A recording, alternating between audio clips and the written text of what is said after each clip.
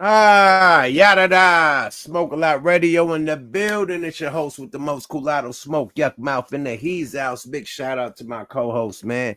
Network, man, the human Rolodex, man, making it flex, man. He got business going down, important things going down. Lady Divinity, I'm trying to send her the link right now, get her in the building. Yeah, feel me? But let's get y'all in the building, man. Another night on Yuck Mouth TV with Smoke a Lot Radio, man. Let's get this thing going. I see everybody tapping in, man. You feel me? Let's get Discover on the first one to tap in. He definitely get the screen, Mean Gene. CEO, I see you, man. You feel me? I see everybody in the building, man. Discovering this thing. Rennis, my G. Okay, I see you, boy. Golden State, I see you, boy. Dragons in this thing. I see, man. Listen, man. Let me look at the screen, man. Yeah, feel me? Oh yeah, I see everybody in the building, man. Come on, man. Divine energy. I see you, boy. Big Yaba. I see you. I see you, man. You talk your ish. I see you, Playboy, man. I see what you're talking about. Dragons in the chat, man. Tucson, Arizona in the building, man. Come on, let us know where y'all coming in from, man.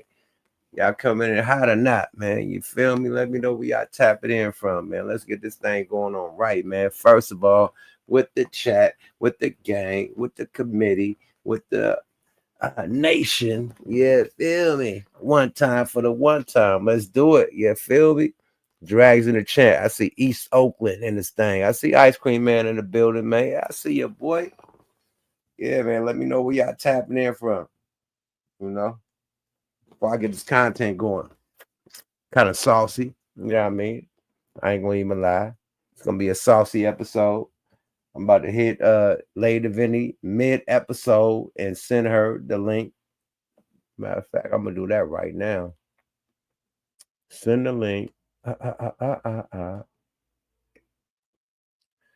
Send the link to Lady Divinity right now. Oh yeah, where is the yucky? What's new? Okay, cool. Let me see.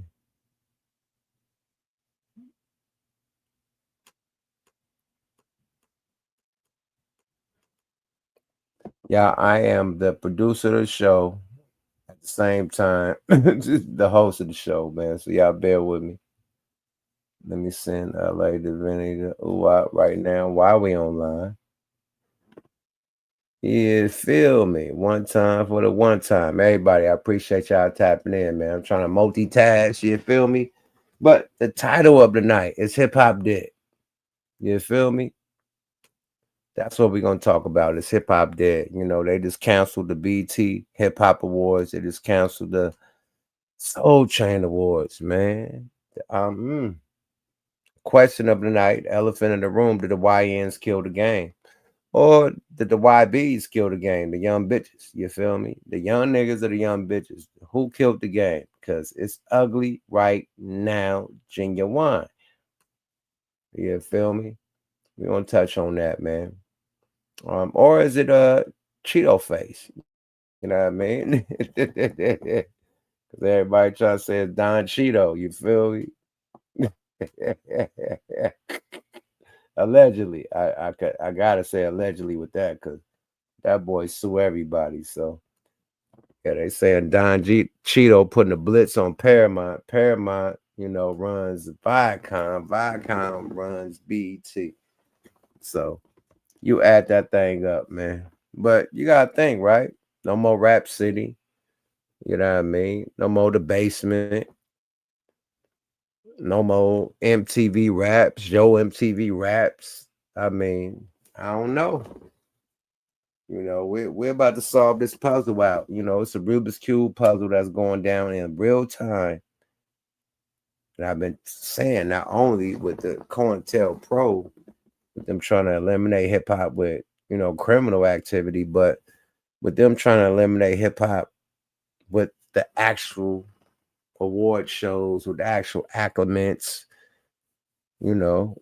I mean, hey, it's getting deep, man. This is deep, man. Did the YNs fumble the ball? That's the question. And the YBs fumble the ball, man. because I'ma say from my soul of loving hip hop, not loving hip hop, the the, the nah, not that. Just for my love of hip hop, right? It's been shaky, baby. And Kendrick and Drake brought real bars back, and people really paying attention to real music and really doing real music. Besides that, anybody could throw a Fruity Loop song out with some raps mumbling. You can't even hear what a nigga's saying, and it's going. You feel me? Niggas rapping about got an op every new day, every other day got a new op. They done went through and op the op and boop bop, bop, the op, man. They still living and the op still living. The op that made a rap. We boo bop. They both still living. They both making raps. Like it's like did they both get arrested? Now the people that was making some noise in the streets with that op rap, now they all got RICO cases in jail or either dead. Like who's winning? Who's winning with this game that we got right now? Now they canceling the hip hop, BET hip hop. Why are they canceling the hip hop? Because hip hop ain't booming like it used to be booming in the golden era. This shit right here in the background, all this shit, that's golden era. That's 90s, buddy. Early 2000s, buddy. Other than that, the shit that went haywire. Period. Now you got some big dogs that done killed it. I ain't gonna say that is, some big dogs that's holding it down. And because they doing real music like we did in the golden era, like really making good beats, really making good hooks, good choruses, good raps, good concepts. They are the ones that they call the big three or the top dogs or whatever they be. But them ones that's doing that type of music, we all did that type of music back in the golden era. Right? I'm just giving an introduction before we get into, the destruction. That's what's going down within hip hop. You know what I mean? All of a sudden, rappers are getting RICO cases. That was made for the mob. All of a sudden, hip hop award shows are being canceled. Right? All of a sudden, like it's so many blows that's being thrown towards hip hop. Like we're not even saying about the record labels, how they dropping all the big, executives, all the big A&Rs, all the big, power players that was really making them record labels what they were. They getting rid of them. Like it's like new people come in, it's a new company, and they fire everybody. So it's not only just with the rappers, it's like, the all the biggest Def Jam people that was working at Def Jam and got fired. All the biggest people that was working at Columbia and Sony got fired. All the biggest people that was working at Universal and Interscope got fired. You know what I mean? Now they didn't, you know what I mean? Like it's ugly, bro. Rappers are being dropped. It ain't no more what that shit called? Tax write-off.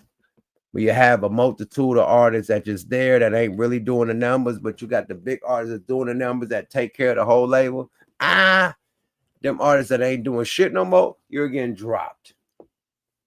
Right? It's ugly right now, bro.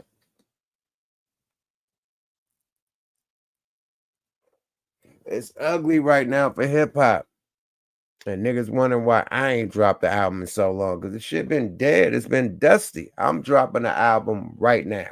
Because this is the time. It's dry. You know what I mean? Drake, Kendrick brought it back to real bars and real music. To where you got to do real music. Fuck this real bars. You have to do real production. Not just a little motherfucking MPC shit and one twink and a drum. Nigga, I don't know about. I'm just saying, niggas got to bring it back to real hip hop. And niggas being so lazy in hip hop. It's like niggas is lazy in fucking the NBA. That's why the All-Star weekend ain't popping no more. Like how it used to be pop when niggas was looking forward to the top NBA players to do the dunk contest, to do the 3-point contest. These top players are just chilling with luxury, designer clothes on, jewelry on, and watching niggas from the G League play the All-Star tournaments. It's like, what are we doing? And that's same with the rap shit. Same with the rap shit, man. It's too relaxed. Niggas ain't even challenging their bars, challenging their music. It's like, if this nigga is winning with this style, we running with it. Everybody running through. If this female is winning with this style, they running with it. All the females coming after her doing the same shit. So the females is hoeing up, breaking niggas and stripping. And then the niggas is shooting niggas and got an op every song. That's the new wave that's going down. And you know what went down? How can we put that shit on the hip hop award show? I shut the op yesterday and it caught him with the K. And then the girl like, I pop my ass and I show my booty hole. It's pink and it's blue. Like,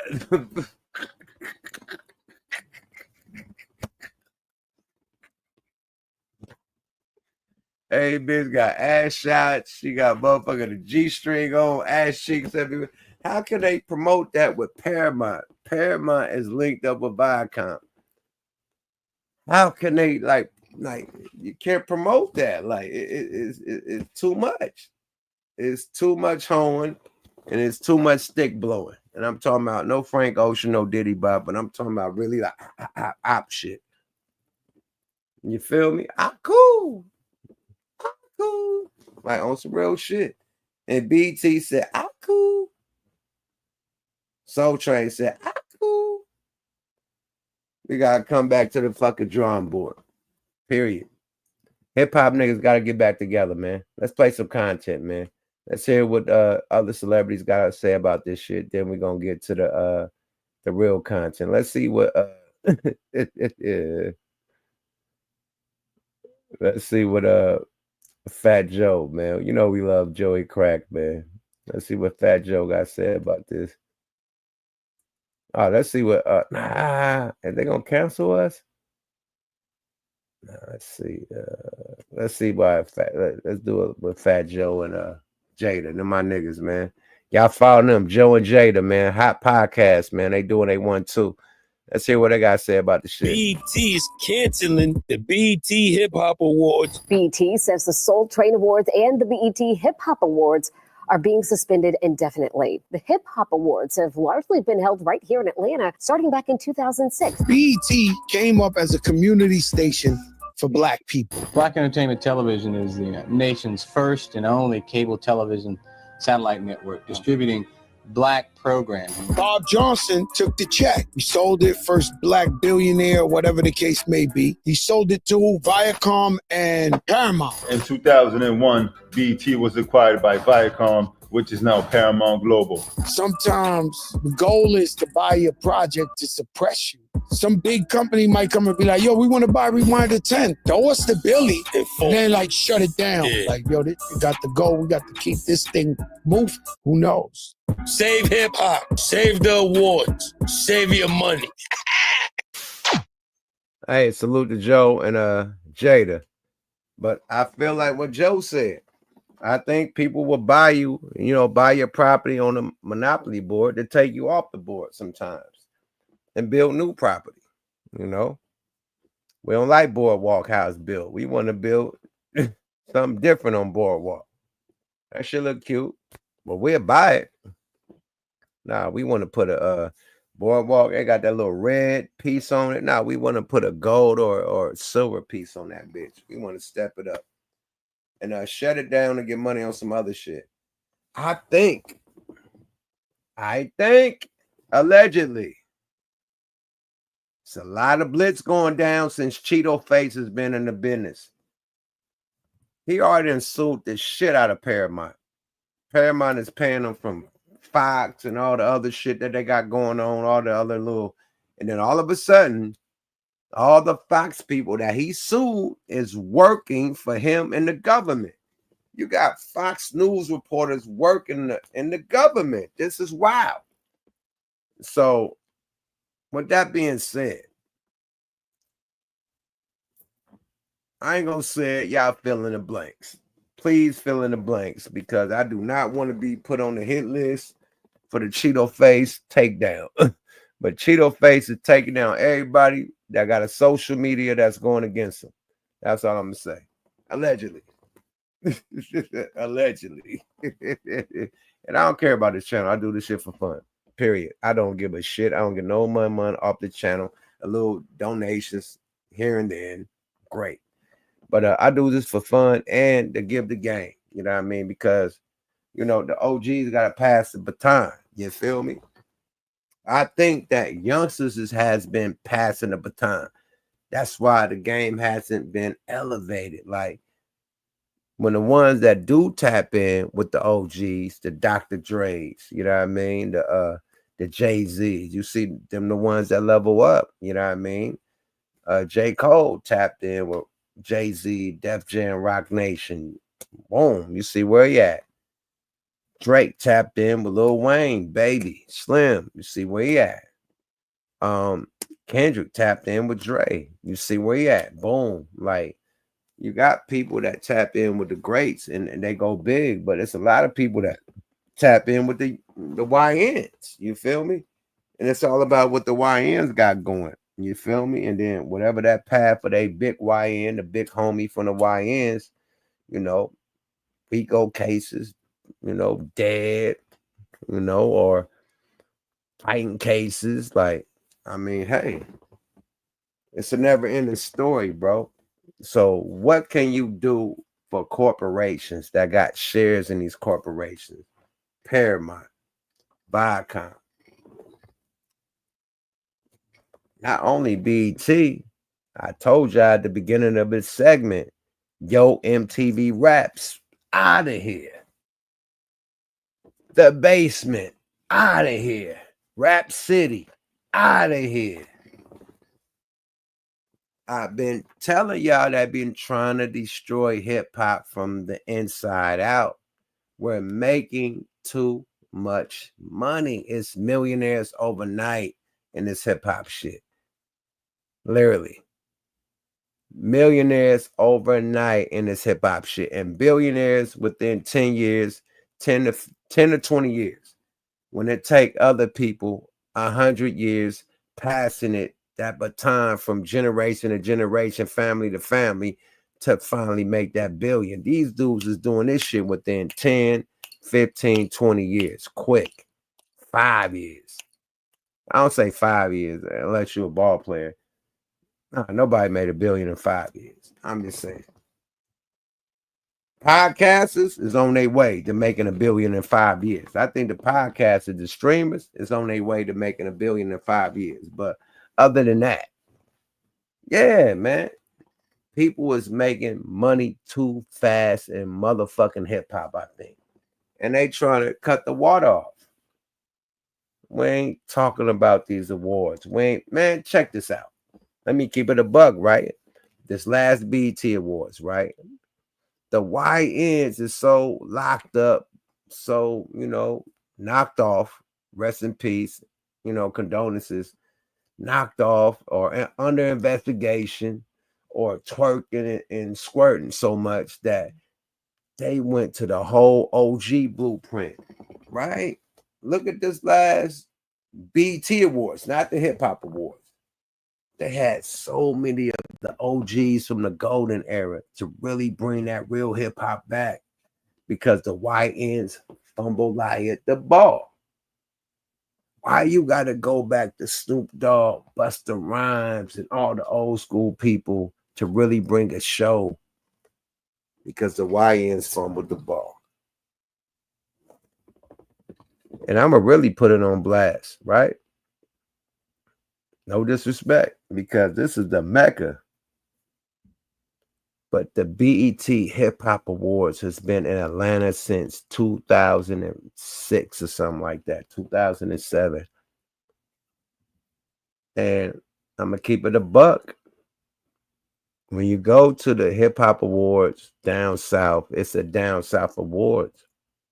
It's not the full circle. And then when you don't got the real godfathers of hip hop pulling up, it's really not official like a referee with a whistle. You got the godfathers of the South pulling up, but the real godfathers of hip hop that really won the awards, like you got somebody, hey, we're gonna do this for Whoop Whoop, we're gonna do this for Jay-Z, we're gonna do this for. They're not there. They never took that shit serious. So If the Godfathers of hip hop ain't taking it serious, who else gonna take it serious but the South niggas that's pulling up to it? Let's keep it a buck. So it was the Down South Award, basically. They shut that shit down. Nah, we like how LA was. LA was nice. If we could mingle the hip hop shit in with the R&B shit, the country shit, and everything else, and won awards, we just gonna do one awards. Now the Soul Train Awards, I don't know why they shut that down. Soul Train Awards is real R&B, real soul, real pop. It's way different from hip hop. Soul Train is not the hip hop award.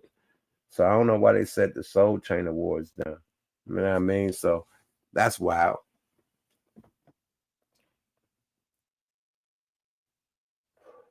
The ones in LA is mainly too. I ain't gonna say like the ones in LA is crazy. I think the last one in LA was mainly because they brought all the old school veterans and they saluted the veterans. So I think the last one was dope, but you know, the few before that it was twerkaholics and shootaholics and drugaholics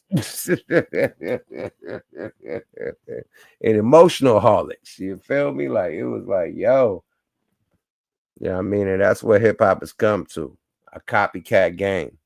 Everybody's copycatting, you know. And that's why shit is getting shut down. Let's keep it a buck. Let's keep it a buckarooski. What a dooski. Niggas is copycatting the game. And the game is falling off because the shit is repeated. Period. Let's get back into the content, though. I'm going to keep on going. I ain't done yet. Hey, bitch, I ain't say nothing to you. But shout out to whatever Siri is on the computer. I ain't say nothing to her. Shut up, bitch. You did. Oh, boy.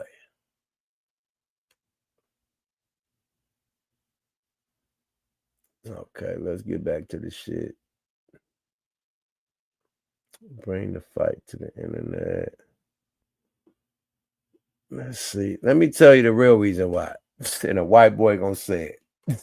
And I hate to say it. It's gonna be real disrespectful. And shout out to the Carter family. And they played this. But sometimes you gotta put the mirror in your face and really, you know, take accountability for yourself. Let's hear what Nick Florentez had to say about the black community. And it's so disrespectful. But let's go, y'all. Fair use. I think black people are not irredeemable, but there just needs to be brutal honesty. It's like, look, these black people are really struggling and they're turning into these maniacs. It seems like they don't do anything right.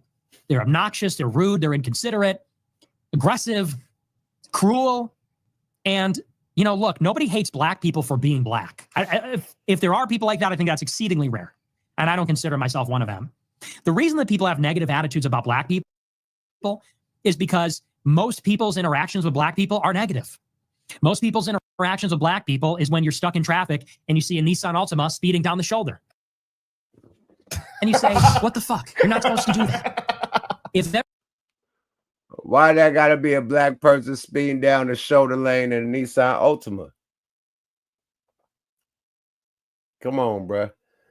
I was speeding down that lane in a Porsche. Not a Nissan Altima. And I got through all that traffic on my way to Sacramento, man. And the highway patrol hopped in that lane right behind me from hella far away. And I let that nigga pull up right behind me, like got hella close, not too close, about 4 or 5 cars, and I got right in the lane. I scooted right over. That boy passed on the side of me and said, what the fuck are you doing? I said, hey, they ran me off the road. He said, all right, keep it going, and dipped off. That's how a real black person with no weed coming out the window, no smoke. When I roll the window down, hey, man, the truck ran me, the diesel ran me off the road. I'm trying to get back on. It's traffic. Like, all right, keep it going. Boom. Matrix, that one. Boy, I dipped that shit so quick. But I don't smoke in my car. I had no Everybody weed. did that.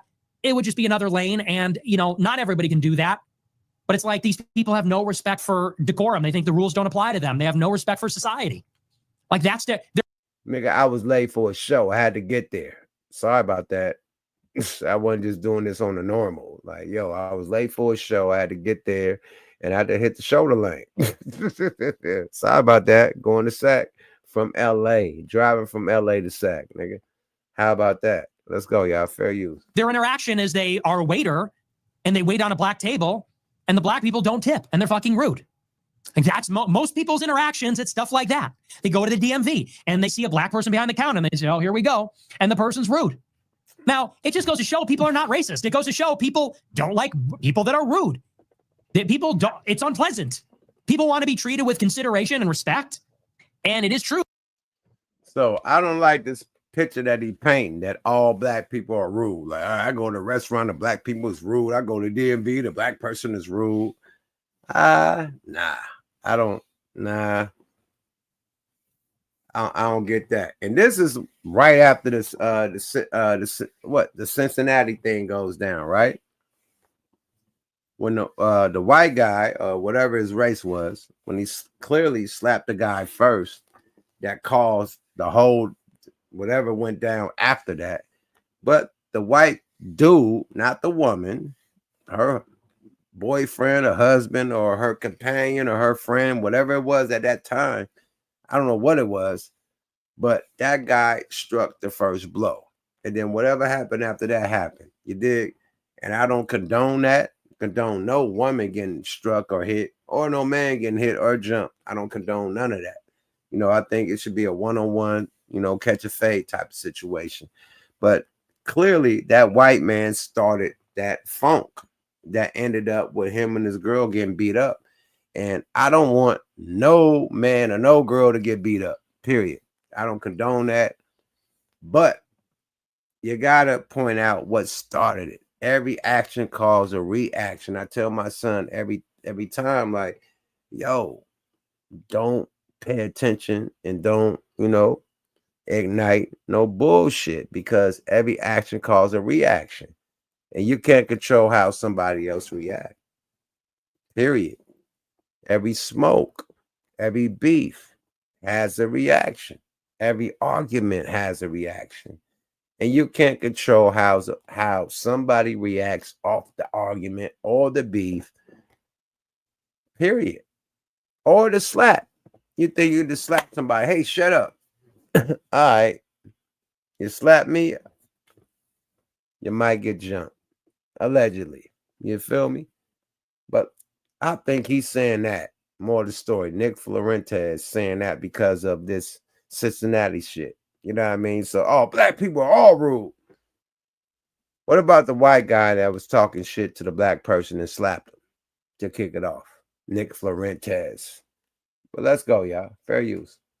True that black people are, in this day and age, unfortunately, seem to have very low moral character. It's not even just the violence, although the violence is pretty striking.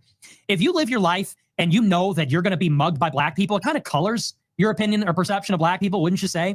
If 99% of the carjackings and stabbings and shootings that you see in Chicago are by black people, when you're walking down the street late at night, guess what you're looking for? Black people. And you equate that with danger.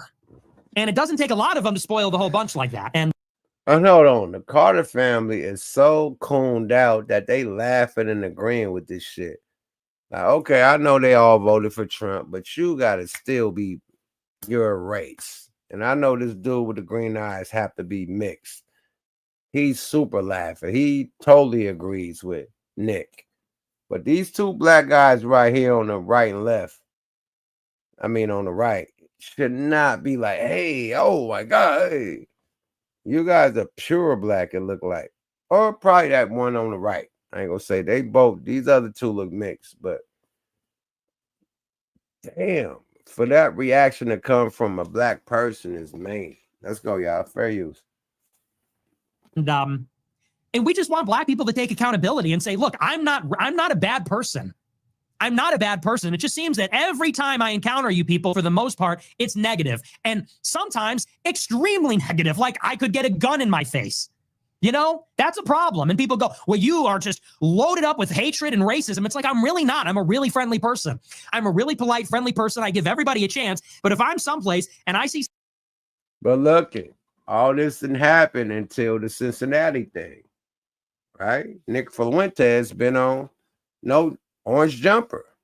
We're the black co-hosts and people on there. Or with black people in the building. Let me say that. He's been at Orange Jumper in LA with black people in the building and then say this to their face.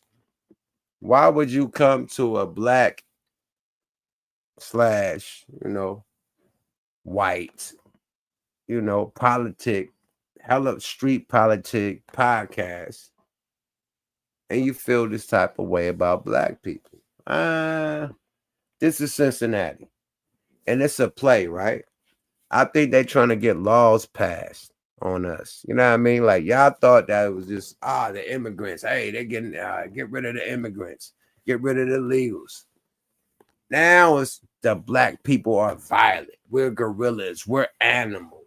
We don't know how to talk. We don't have proper English. Like, we can't do this. Like, you're scared if you come. Like, whoa.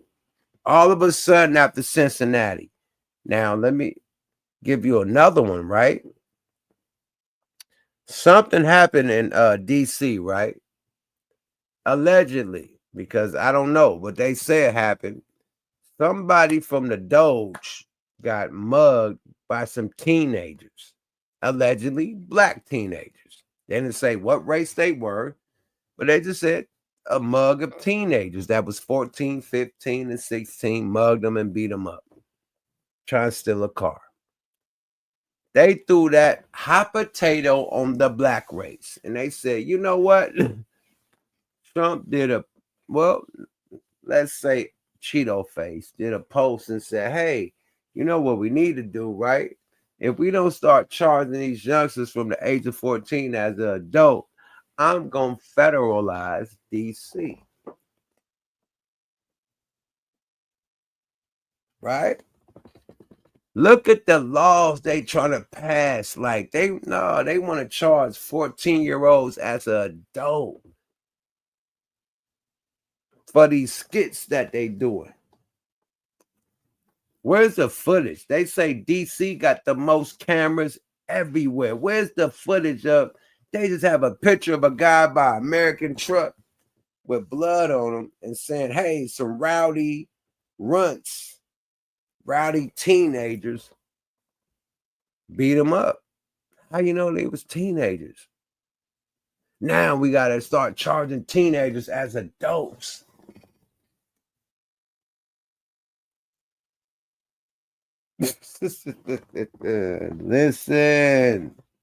Listen, man. Go do some research on something. I ain't gonna say it because I don't want to get the channel taken. But please go do some research on something in Germany. Please. And figure out what's going on right now. Is add them to. It's ugly. That's all I say. Let's get back to the content. Fair use.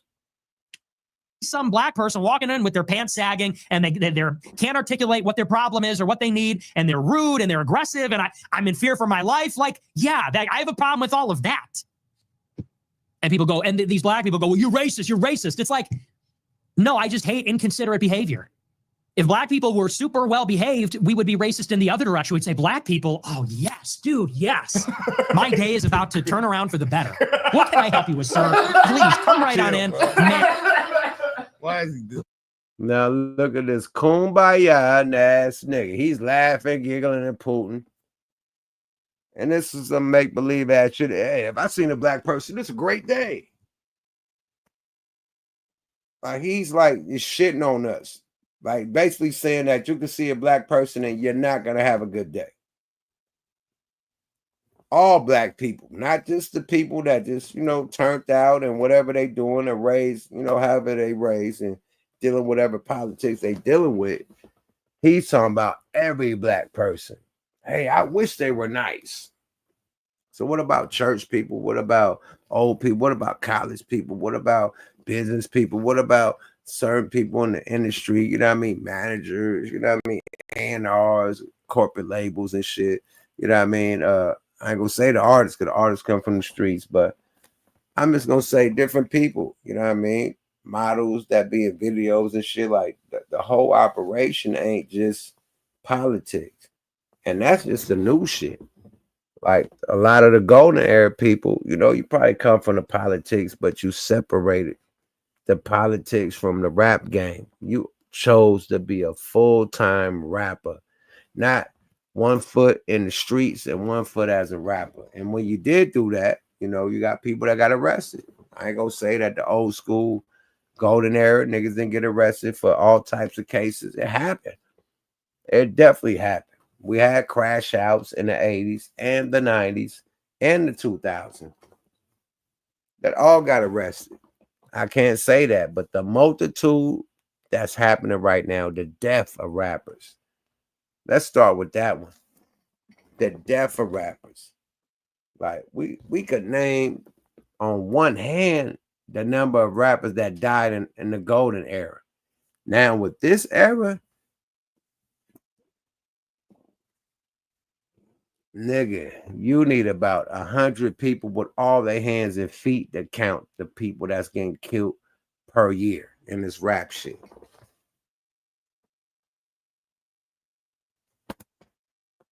I'm just saying, it's diabolical, and we gotta take responsibility for what we do. Also, we can't blame or point the finger. Hey, this one, the police did this one to us. Hey, the white man did this one to us. Hey, the whoop whoop did this one. Nah, what one? What do we say when we do it to each other?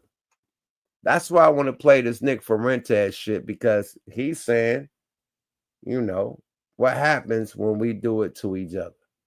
You dig? Let's go, y'all. Fair use. Oh my god, bro. Oh my god, bro. Hey, Nick crazy for real, bro. Why you enjoy that so much? I still don't agree with this half-baked ass nigga. I still don't agree with him, but Nick Fuentes hit the soul. Like, we gotta really take responsibility for what is going down in the black community. The murder rate, the crime rate, the robbery rate. Among ourselves, we definitely got, like, let's stop playing. Let's go, y'all. We don't never talk about that. But we talk about when the police do something against us. What happens when a black person do something against us? We don't talk about that. Well, Nick Fuentes, let y'all know right now. Let's go. Hey, bro. Nah, I ain't gonna lie, he had some points. Bro. I won't lie, he made a lot of valid points. Nigga's crazy, bro. Oh my gosh. Ooh, I gotta see the comments after this, bro. I think he made a lot of valid points. Wow, bro. Like, I have a problem with all of that. And people go, and these black people go, well, you're racist, you're racist. It's like, no, I just hate inconsiderate behavior. If black people were super well behaved, we would be racist in the other direction. We'd say, black people, oh yes, dude, yes. My day is about to turn around for the better. What can I help you with, sir? Please come right on in. Oh, man, what a relief to see you here. You're a sight for sore eyes. If black people were known for being the best, then we would be racist in the other direction. Oh, finally. So yeah, that really bothers me. It just bothers me in this damn ass city, because that's all it is in Chicago, is just these black people who can never take accountability. It's always somebody else's fault. That's a good point. He ended on right there. To a lot of black people, it is always somebody else's fault. I would say, this is what I'll say. Ouch. That hurt. That fucking hurt. And the same shit he said. A lot of hip-hop artists that's not taking responsibility because it's their fault. Hip-hop is dying, my nigga. I'm glad that Drake, I hate at the same time, because I don't want whatever's going down for anybody's career, but just for the sport of the game, you know, you want them challenges. You want them, you know what I mean? It's like in football. It's like in basketball. You want them rivalries. You know what I mean? So you get the hip hop rivalry. You want that, like, oh, whoop whoop and whoop whoop. Okay, who gonna win? Whoop whoop and whoop whoop. Oh shit, whoop whoop. But I'm literally gonna say, no matter who won or who lost, this Drake and Kendrick beef bought hip hop, real hip hop back. You can't fake it no more. Period. And I think that BET and Soul Train, seeing that it was so much faking it to make it, like, yo, We can't do a whole award show of twerking and niggas murking. Like, far as the game right now, niggas ain't even instrumental. Like, far as the R&B, it ain't live bands. Like, none of that shit. Like, rappers is doing live bands right now, but like, far as like a real singer live band, hell no. It's all auto-tune and fucking Fruity Loops and whatever the technology is and AI and all types of wild shit to make a motherfucker sound like how they are. So when you get them in live performance, it will never sound like that. You feel me? They got so many plugins and so much auto-tune. Like, that voice you heard on that song will never be on stage, her singing that shit live. Never. Period. Or somebody else singing that shit live. That's what's fucking the game off, bro. Originality.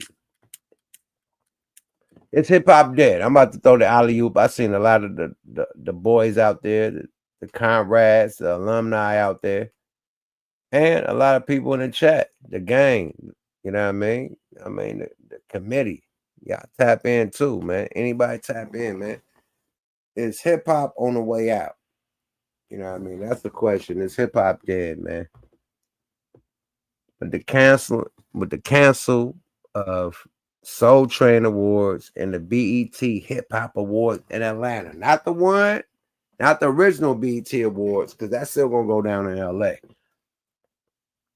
But Viacom and Paramount saying, Atlanta, Soul Train in LA, Wow. Let's speak on it. I told y'all they trying to kill this shit from the inside out, man.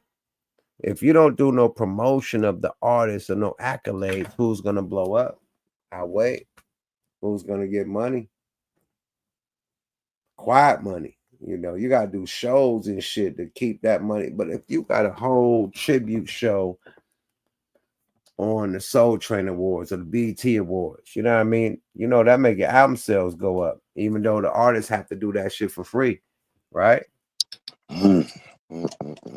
Calico, man. Like, what the fuck is going down? They trying to kill us. No Frank Ocean or no street shit. But are they trying to end hip hop as it speak? Is they trying to start the promotion of hip hop? First and foremost, salute to the fire breathing dragon. I'm gonna get back to you, nigga. You know I'm toasty, man. I'm extra toasty tonight, man. Period. But I'm holding it down. You know what I mean? Let's go. Hey, man. Say, man. I already know where you're going. Like, hey, the drunk dragon. Let's go. No, not at all. Not at all. Not at all. I was just going to say, I'm going to get back to Nick in a minute. Let me get this hip hop question out the way. The comments, no, I'm going to go in on that nigga. But as far as hip hop, man, they've been trying to defeat, dismantle, and destroy hip hop, like I said before, from the second that motherfucking little Kyle and Amy started liking that more than motherfucking Elvis and the Beatles. These children of America embraced hip hop way more than their parents would have liked them to. If this was left up to the parents, which was the ones who originally opposed hip hop because they're in the same age bracket, as long as we've been doing it, hip hop would have never been anything past a fad. See, they wanted us to go out like new wave rock and roll. They wanted us to go out like motherfucking disco. They wanted us to go out like every other thing. But the cold part about it is the same way that they try to downplay our shit.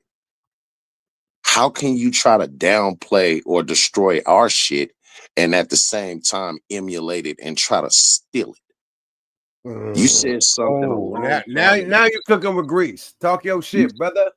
You said something a few weeks back, Yuck, when we was online, when you was talking about 50 years from now, nigga, they gonna try to rewrite this shit like Eminem was the nigga who invented hip hop. Like, it's one thing for a motherfucker to know it, but once the people that's teaching you is starting to die off, and the ones that are still left, you not hearing them and not respecting them, and the OGs that's trying to give you the history of this culture, and you saying, "Ah, fuck all that, nigga. I got some red bottoms and 25 million in the bank. I don't give a fuck about no hip hop history. I'm in this shit for the money." That's disrespectful to the culture. It's never been about the money. The money is only something that it was a secondary thing. It was a secondary thing. Once money got involved, go ahead. Go ahead. Talk your shit. I ain't trying to cut you up. No, Land your you got plane. it. Land your No, plane. I was just gonna say, man, like this work, this hip hop has been. It's never been a time that it's not been that. From the hip hop cops to these motherfucking influencers that's being paid or promoted to go against, just like them 3 goofy ass niggas that you just had on the screen. Larry, Curly, and fucking Mo. Facts. Tap dancing ass, Sandman, Sam ass niggas. Those are the type of people, those are the type of youngsters that's from our race, but not from our mentality. They have the mentality of, well, all of that shit was back then. That shit ain't like it is now. That's a goddamn lie. Bingo, man. Say that shit again. These youngsters have been like, hey, I ain't got nothing to do with that.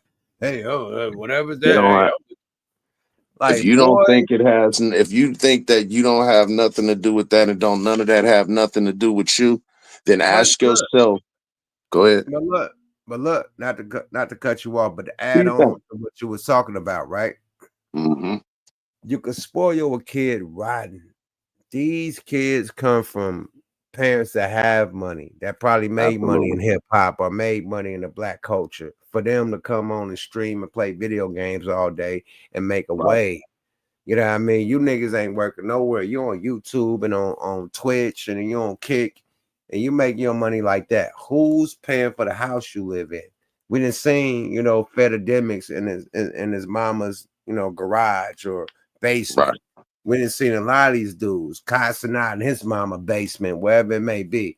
And these dudes are able to make they millions of dollars while their mama is paying the bills or their daddy is paying the bills while they in the basement playing video games, right? Right.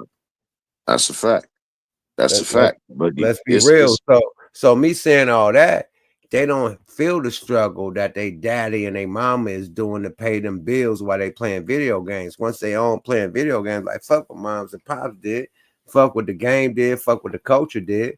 Matter of fact, hip hop ain't got no culture. Black Americans ain't got no culture. I'm Haitian. What is Kai Cenat when he said some shit like that? Kai Cenat went bad on us. Like Black Americans ain't got no culture, nigga. What you doing on your stream and everything you do with your dreadlocks is black culture in America, nigga. They don't do the dreads like that, the Gucci dreads like I got like that in Jamaica. That shit started in America, nigga. The shit you talking, the language you talking, the slang you talking, all that shit, the devices you on to play these video games, nigga. All American. You know what I mean? Come on, my nigga. Like, let's stop playing, bro. Let's stop playing. Well, then we can't say a Black American owned Sony or PlayStation or whatever, but did we make NBA fucking 2K hot? Did we make motherfucking Madden hot? The black culture? Did we make all the video game shit hot? Fortnite, everything, the black culture. What dances are they doing in Fortnite? I'll wait. Well, they're damn sure not doing the jitterbug or the waltz. What dance move that every nigga is doing in Fortnite? Some shit that a black person made. Am I lying? Not at all, sir. No lies detected. Nigga, every new Fortnite skin got a new dance move that a nigga done seen from the block of the hood.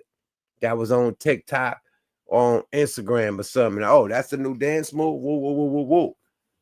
Right? That's what I'm saying, man. On one hand, they love the haters, but secretly they hate the lovers.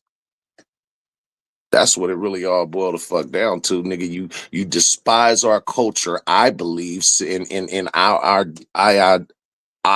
ideas and our creativity based on the fact that you can't come up with it.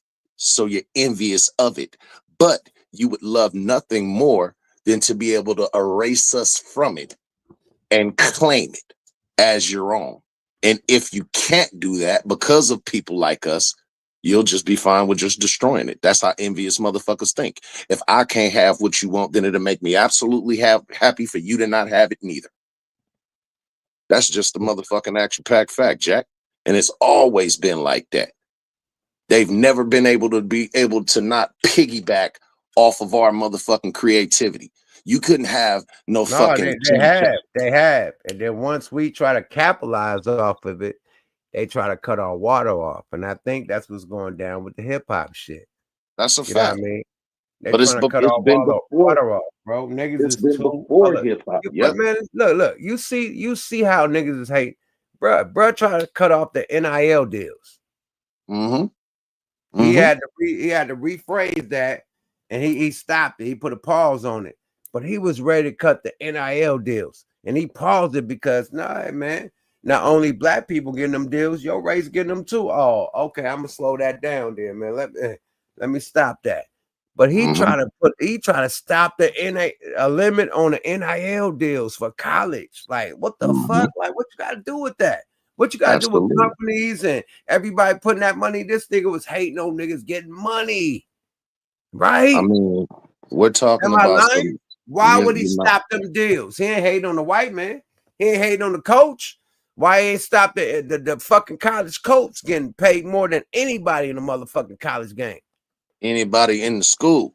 In the fucking school, the coach get paid more than any nigga. Why we ain't cutting his? The president, why the fuck we ain't cutting his money down? This nigga got paid more than the whole college. The fuck are we talking about? You mad at the school get paid a certain amount? What the fuck about the coach? Come on, man. If you took the coach's salary for 5 paychecks, that would have been enough to build a school. Bingo. Maybe that's who Dr. Omar Johnson. Equipment, hella shit. Maybe that's who Dr. Omar Johnson needs to do. He need to go be a coach so he can finish the school up. But that's neither here nor there. Oh no. We're gonna go right there. Somebody cruise right by that nigga's school. Hey, you seen him with the Haitian bandana on the time, right? But look, I'm gonna finish off with the hip hop shit by saying no, we gotta show school, but finish it though. Talk your shit. The hip hop shit is nothing but one more motherfucking link in the chain of what they've always been doing. It couldn't be no motherfucking no Temptations without the Pelicans. It couldn't be no motherfucking New Edition without New Kids on the Block. It couldn't be no Janet Jackson without you know what I'm saying? Couldn't be a Nicki Minaj without a fucking Iggy Azalea. It couldn't be a fucking Usher without a Justin Timberlake. Like, I mean, it goes on and fucking on. And it's been in every part of our creativity. Every part of it. The fucking TV show Friends was a direct fucking copy of Living Single. Oh, and then look, a nigga just said, I think somebody said on the Joe Budden podcast that Bill Cosby stole a different world from School Days. Now you gotta give it to motherfucking to old boy. You know what I mean? To motherfucking what's my nigga name, man? God damn, I'm drunk. But you gotta definitely give it. The nigga that made School Days, nigga, Fight the Power. Spike Lee. School Days came out before A Different World. Absolutely. But it's all still in the family. But still, they said that nigga bit off School Days and made A Different World, the whole college shit, because, you know, Cosby Show was just the home, the family, you know what I mean, the kids and whatnot. And then old boy Theo had to go to college, right? No, it was the sister. The sister had to go to college, right? Denise, yep. And then what happened? A Different World. And I can respect that because both of them equally are showing black people in a good light, showing people in a light other than what this motherfucking Nick Fuentes is trying to portray as all of us are criminals and this, and they love trying to use Chicago as the example. Nick live in Chicago. That's why he talking that shit. Even the people that don't live in Chicago, when you listen to a lot of these racist ass people rhetoric, the first place they love to invoke is Chicago. Chicago, facts. Right? Facts. But what motherfuckers fail to understand is that you take those statistics of Chicago, and I guarantee that if you put those next to the statistics of America, those statistics are going to look dramatically different. The most racist motherfuckers always love to pretend that they're not racist. But when you use phrases like "you people," and when you say things like, well, if you were well behaved, who the fuck am I, a dog? Okay, well, if you're talking about, well, black people always feel okay, so you speaking as black people always have this sense of self-entitlement. What the fuck was a Karen based on? Are they well behaved? Talk your shit. Are these the ones that you look at as ideal, well behaved people? Miss me with that bullshit, my nigga. This nigga done said out of his own mouth that he's a white supremacist. That's why Kanye West caught so much motherfucking flack going to the White House with him. Talk your shit. I could bring him back up, but I don't want to play that racist dude no more. No, but he try to blame it. He try to blame it on us being like, you know what I mean, rowdy. Hey, y'all unruly. If I go to a diner, you're not gonna tip. The fuck? I know plenty of black people, including myself, that tip, and I've also worked at as a waiter back in the day. You know what I'm saying? As a youngster, like 23 years old, man, it's been plenty of white motherfuckers that ain't never tipped. So miss me with that bullshit. As far as violent behavior, where you want to start at? Bar fights, or do you want to fast forward all the way to Columbine? Talk your shit. Let's talk about all the bombings. All the Oklahoma bombing, like it ain't never been a black nigga that bombed anything. Let's start anything. So when we talking about violence, man, I don't miss me with that bullshit. School shootings, a black person That's what I'm saying. Never did no school shooting ever. That's what I'm saying. And when do you hear them call that white on white crime? Allegedly. No, it ain't alleged. We can go from Sandy Hook to Columbine to 100 more. But I know for sure a black person ain't did no school shooting. As far as trying to say that we're violent, but then want to back up away from the responsibility of the ones who initiated that violence or the ones who created that violence, I'll leave that in the words of the motherfucking great Chuck D. One Love, who said it. I know Houdini said it. The haters talk hate. That's why we gang banging. That's why I'll never shake a nigga hand with my left. Beware of the hand when it's coming from the left. I ain't tripping. Just watch your step. I don't trust you niggas. None of y'all motherfucking statistics. Your statistics is coming from the same motherfucking place that created COINTELPRO. Talk your nigga, shit. I was born at night, not last night. Not last night, Dynamite. Let's get back to this hip hop shit. Let's see what Ray Daniels have to say about what hip hop is in, in BT. One more quick point. Let's go. Let me just land one more quick point, for these tap dancing ass Three Stooges. When they start talking this, what about we have to hold ourselves accountable? I shut them niggas down. We ain't listening to them niggas no more. But see, people tend to get brainwashed on that level of saying, we don't hold ourselves accountable and this, that, and the third. Yeah, we hold ourselves accountable way more than white people hold fucked up white people accountable. And secondly, and in closing, when they promote all of this violence that goes on from us against us, why I don't never see these motherfuckers promoting no peace marches, no stop the violence movements, none of the shit that like Kanye, like Kendrick did at the pop out, bringing hoods together. Why they don't promote that shit like that? Continue. Boy, talk your shit, boy. You on a live one tonight, man. I'm feeling the energy, man. Right, nigga. I'm not gonna literally cancel the hip hop awards. It's not gonna be a place for people to go anymore. Like, think about it. How many award shows we have? Remember, we used to have the Billboard Awards, American Music Awards, all the Soul Train Awards, Vibe Awards. First of all of this shit sucks. There's no interest no more because hip hop in the streets is dying. This is like one of those moments in time where you're like, and on August 4th, we found out BET is killing hip hop awards and the Soul Train Awards. I turn on my TV and scroll on my phone. The internet is just way more interesting than TV right now. They literally canceled the Hip Hop Awards. It's not going to be a place for people to go anymore. Like, think about it. How many award shows we have? No, for real. Niggas is on their phones and on their internet more than the TV. That shit is a wrap. And niggas wonder why I got a channel. Oh, yuck, why are you not rapping? Nigga, I rap and I got a channel. Shut your bitch ass up. Yada Yada. You feel me? I mean, my thing is, I'm okay if that's the excuse that you want to use, saying that everything that went digital, which most have, and everything is went online, which most have, then cool. If that's the argument that you're going to stick with, but we're going to use your logic against you as well. If there's no more BET awards, because it's really more of a digital age now, if there's no more Soul Train awards because of the same reason, then it shouldn't be no more motherfucking boring ass Grammys neither, to where niggas only get that much goddamn time. Oh, shouldn't be them no more neither then, right? Nah, they're gonna keep the Grammys. They're gonna keep all the I wonder why. All the cloth awards, all the cloth. But I'm gonna keep it a buck. Why do 2 BET awards when they could do it all in one? I think the real I'm BET definitely okay with that.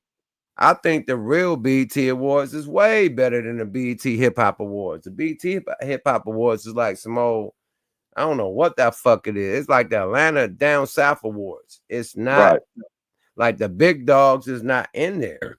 It's a fancy ozone award. A fancy ozone awards, man. You said it.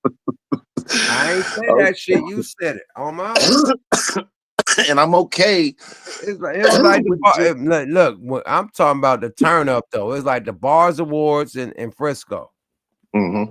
I give them the Bars Awards. Remember the Bars Awards in Frisco? Oh yeah, that shit was lit.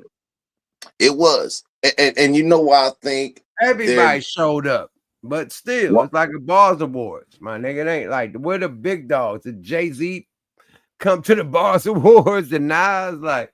You feel me? Like when the big dogs ain't showing up, it ain't it. Period. But the Bars Awards, that in particular one is the Bay Area Awards. So the big dogs from the Bay came. That's all that mattered to motherfuckers that's from the Bay. That was our own thing. I'm just saying, nobody came from the East Coast, Midwest, down south. Like that was a real Bay Area type of awards. But I'm just saying, like, more of the story. If you're giving out awards and that person ain't there 4 years in a row, oh, well, this award go to that one, and he ain't there. Like, okay, the Grammys, right? They'll say 1 year, nigga, ain't there, but the next year, that motherfucker is definitely there. You ain't gonna get 2 Grammys with a nigga not being there. Right. 1, yeah, okay, he busy, but 2, 3, 4, nah, nigga, he's there. And he gonna go back on his road trip and do what he doing with his touring. But nah, my nigga. When it comes to them awards ain't important, my nigga. That's the Atlanta Awards. Period.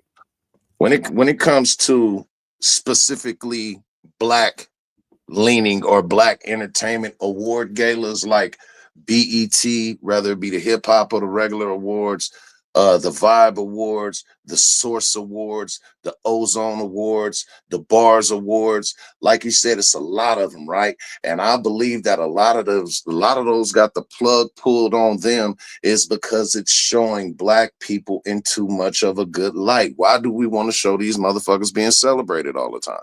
Why do we want to show these motherfuckers being honored? Why do we want to show these motherfuckers being saluted? I want to see these niggas on the goddamn news shooting each other, drinking 40, sagging their pants so we can stereotype them the way that we see fit, the way that as an American, we should have always had them. And since we can't have their ass in chains no more, then we'll physically or mentally have everyone around these people in chains to believe they are this way. Why do you think that in the 70s when motherfuckers was only being casted as pimps, players, prostitutes, drug dealers, drug users, why do you think they called it blaxploitation? And do you think blaxploitation stopped in the motherfucking 70s after Superfly was over with and the Mac was done? Hell no. They kept blaxploitation going right the fuck along with movies like Menace to Society. I was about to say. That turned into COINTELPRO. Come on, It man. went from Black Boy Station, whatever. My bad. Blaxploitation. I got you. Yup. I got you. Blaxploitation to COINTELPRO, my nigga. That's a fact. Literally. That nigga, when that nigga said it's the war on drugs, that was the war on the black community. Exactly. Exactly. Think about what president That's is what the Reagan first said. president. When Reagan said the war on drugs was the war on the black community. Just like right now, when this nigga Reagan doing wasn't this the ICE first. shit. Oh, talk your shit. Talk your shit. Nixon was the one who enacted and was the first one to start using the language war on drugs and war on crime. It was Nixon who started it, but the fucking prison population ballooned and tripled under Ronald Reagan due to the trickle-down effects amongst everything. Because if you look at the underlining first fucking sign of what makes crime happen, what's the fucking denominator, all common denominator of crime? Poverty. So if you're taking away resource, when we were young, when niggas like me and Yuck was and when we were kids, it was a band. It was a metal shop. It was a wood shop. It was a mechanic shop. You don't got none of that shit in these schools no more. Facts. They said, Ronald Reagan said, let's give all of the wealthiest people tax breaks and tax cuts. And then in return, they'll want to hire more people and open more businesses. It's called the trickle down effect. The same shit that the current president is trying to use. But you know what the rich said? Well, we're not obligated to trickle our money down. Or to hire them people. Or to hire black people. At all. At all. And why do you think right now we're moving back into a Jim Crow era state of mind as far as first of all, black people own next to no major corporations in this country as far as compared to white people. That's just a fucking fact. So when you start using this boogeyman ass phrase like DEI, it's DEI. That's the only reason that they got the job is because they're black. Nah, I think they got the job because they're qualified to do it, because contrary to whatever fucking color that they was, if they didn't have a skill set to do the job, they still wouldn't have got fucking hired. It's just that they believe that affirmative action and DEI hires were more functioned in the frame of saying, if we don't make you motherfuckers do this, you won't do it. It's always been a good old boys club. But and if the only reason why you see our black ass in there is because you was forced to have to put us in there. Ask Donald Trump and his father Fred why they got that motherfucking housing discrimination suit against their ass that they ended up having to cash out for. Hey, you go deep, but let's get back to hip hop, right? Yes, sir. I think they're trying to shut our voice down. Of course. Period. Of course. Paramount has been in Donald Trump allegedly has been in Cheeto Face pocket since them lawsuits. They don't want no smoke. They don't want to have to pay no money. Whatever you say, we don't get rid of this comedian. We don't get rid of these shows, that shows. Like, he's controlling the media, my nigga. Like, for you real. You know how he's able to do that, right? It's because allegedly. Well, I'll say this, and this isn't allegedly. The president can advise to the FCC, which is an arm of the government, the Federal Communications Commission, which is the one who runs all of the rules for these broadcast stations. So if we decide that words like bitch, shit, fuck, dick, ass, pussy, and all of these different words can't be used on broadcast television, maybe on cable, but not on broadcast. See, the reason why we have to pay for cable is because cable has to pay the FCC in order to be allowed to use those words. Right? So somebody sat back and decided to say, these are the words that we're not going to, and then over time, you notice you couldn't hardly hear, it was big to hear a toilet flush when Fred Sanford did it.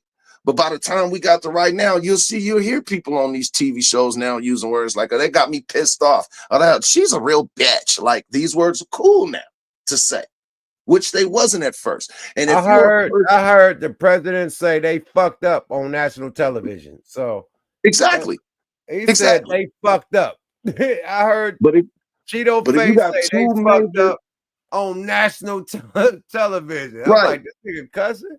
Right, said, yeah, exactly. this fucked up. I said, what the fuck? So when you got a company like Viacom, who's a major television company, and they want to do a merger with, let's say, like Comcast, in order for that merger to go through, it has to be approved by the FCC. And guess who can pick up the phone and make the FCC roll up? So whoever's the president of the company that owns NBC or CBS or any one of these other broadcast stations, Fox, any one of them, they have to do a certain kind of catering to the FCC, but because the FCC is basically the TV's boss. And if these two companies want to lock in together and get money together, like Disney did with whoever, I think it was Fox, that Fox, Disney just bought Fox or whatever the case was that made that merger go through. That had to be approved, right? Right. And so allegedly, the commander in chief, the one who runs the funding for the FCC, because all of his buddies in Congress, FCC gonna do whatever the motherfucking man say.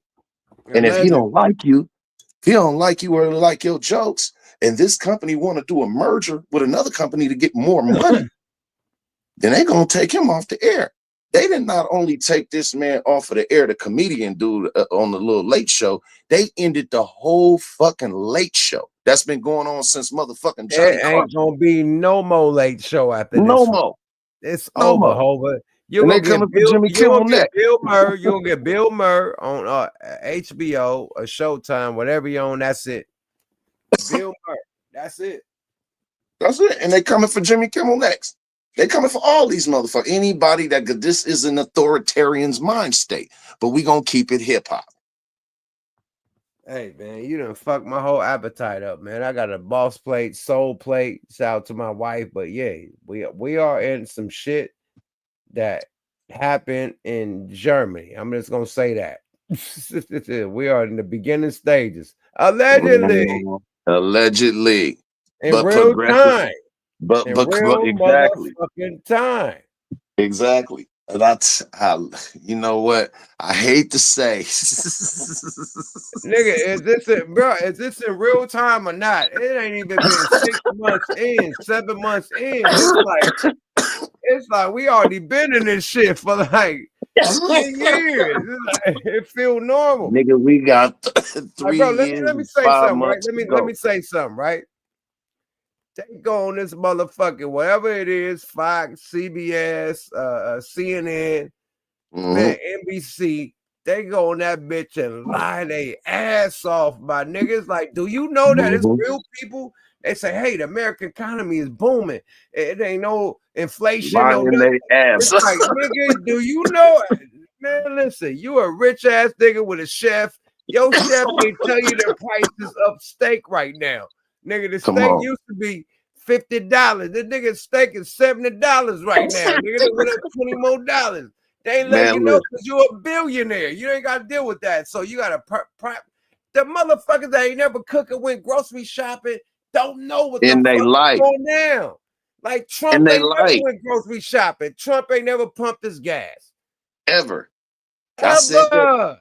You got it, nigga. Years ago. Come on. So how can they say, hey, it's down by this percentage? How you know when you ain't outside? In the trenches with the Grinches. When the motherfuckers is really going through this inflation, all these tariffs and shit that the American consumer have to pay for. Niggas don't even do Toomey no more. Teamy, whatever that shit is. Yeah, that's out.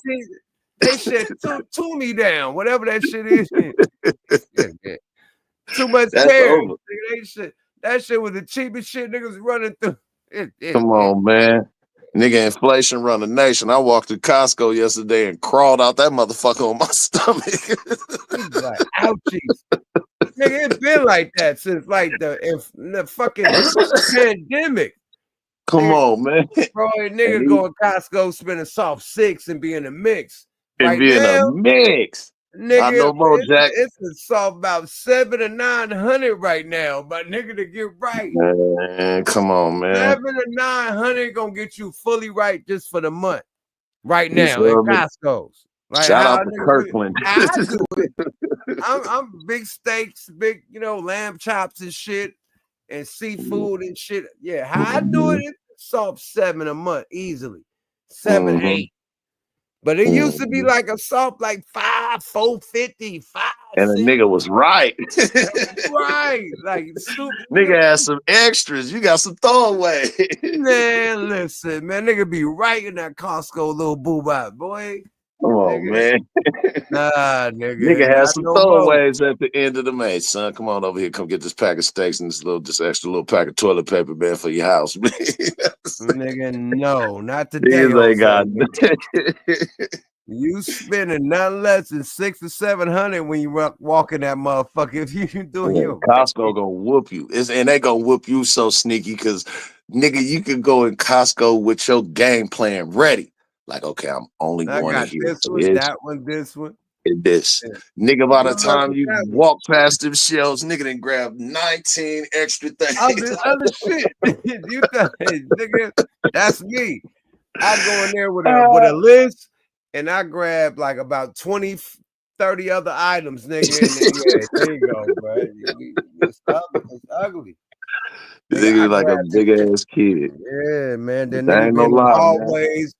They tempt you because you be in them hallways eating them little food, them little, you know what I mean? The little samples. Little samples, but nigga be in them. Nigga, you have a whole They little reel a meal. nigga in with the sample. Nigga go from desk to desk, nigga, out to out, eat them samples, nigga. Oh man, now you don't know have what to I eat would. shit for lunch, nigga. You good? What always give me is that chicken Alfredo that be in that little refrigerator right over there where they be making the rotisserie chickens. That Alfredo get me every fucking time.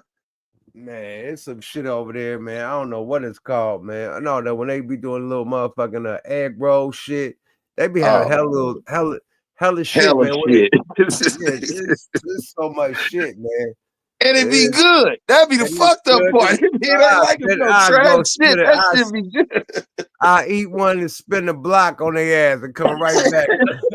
Nigga Right double when they back heat about and 5 warm that times. shit up. They warming that shit up. Get it. Yep, I'm next. That one. That nigga come back with his hat off. Nah, nigga.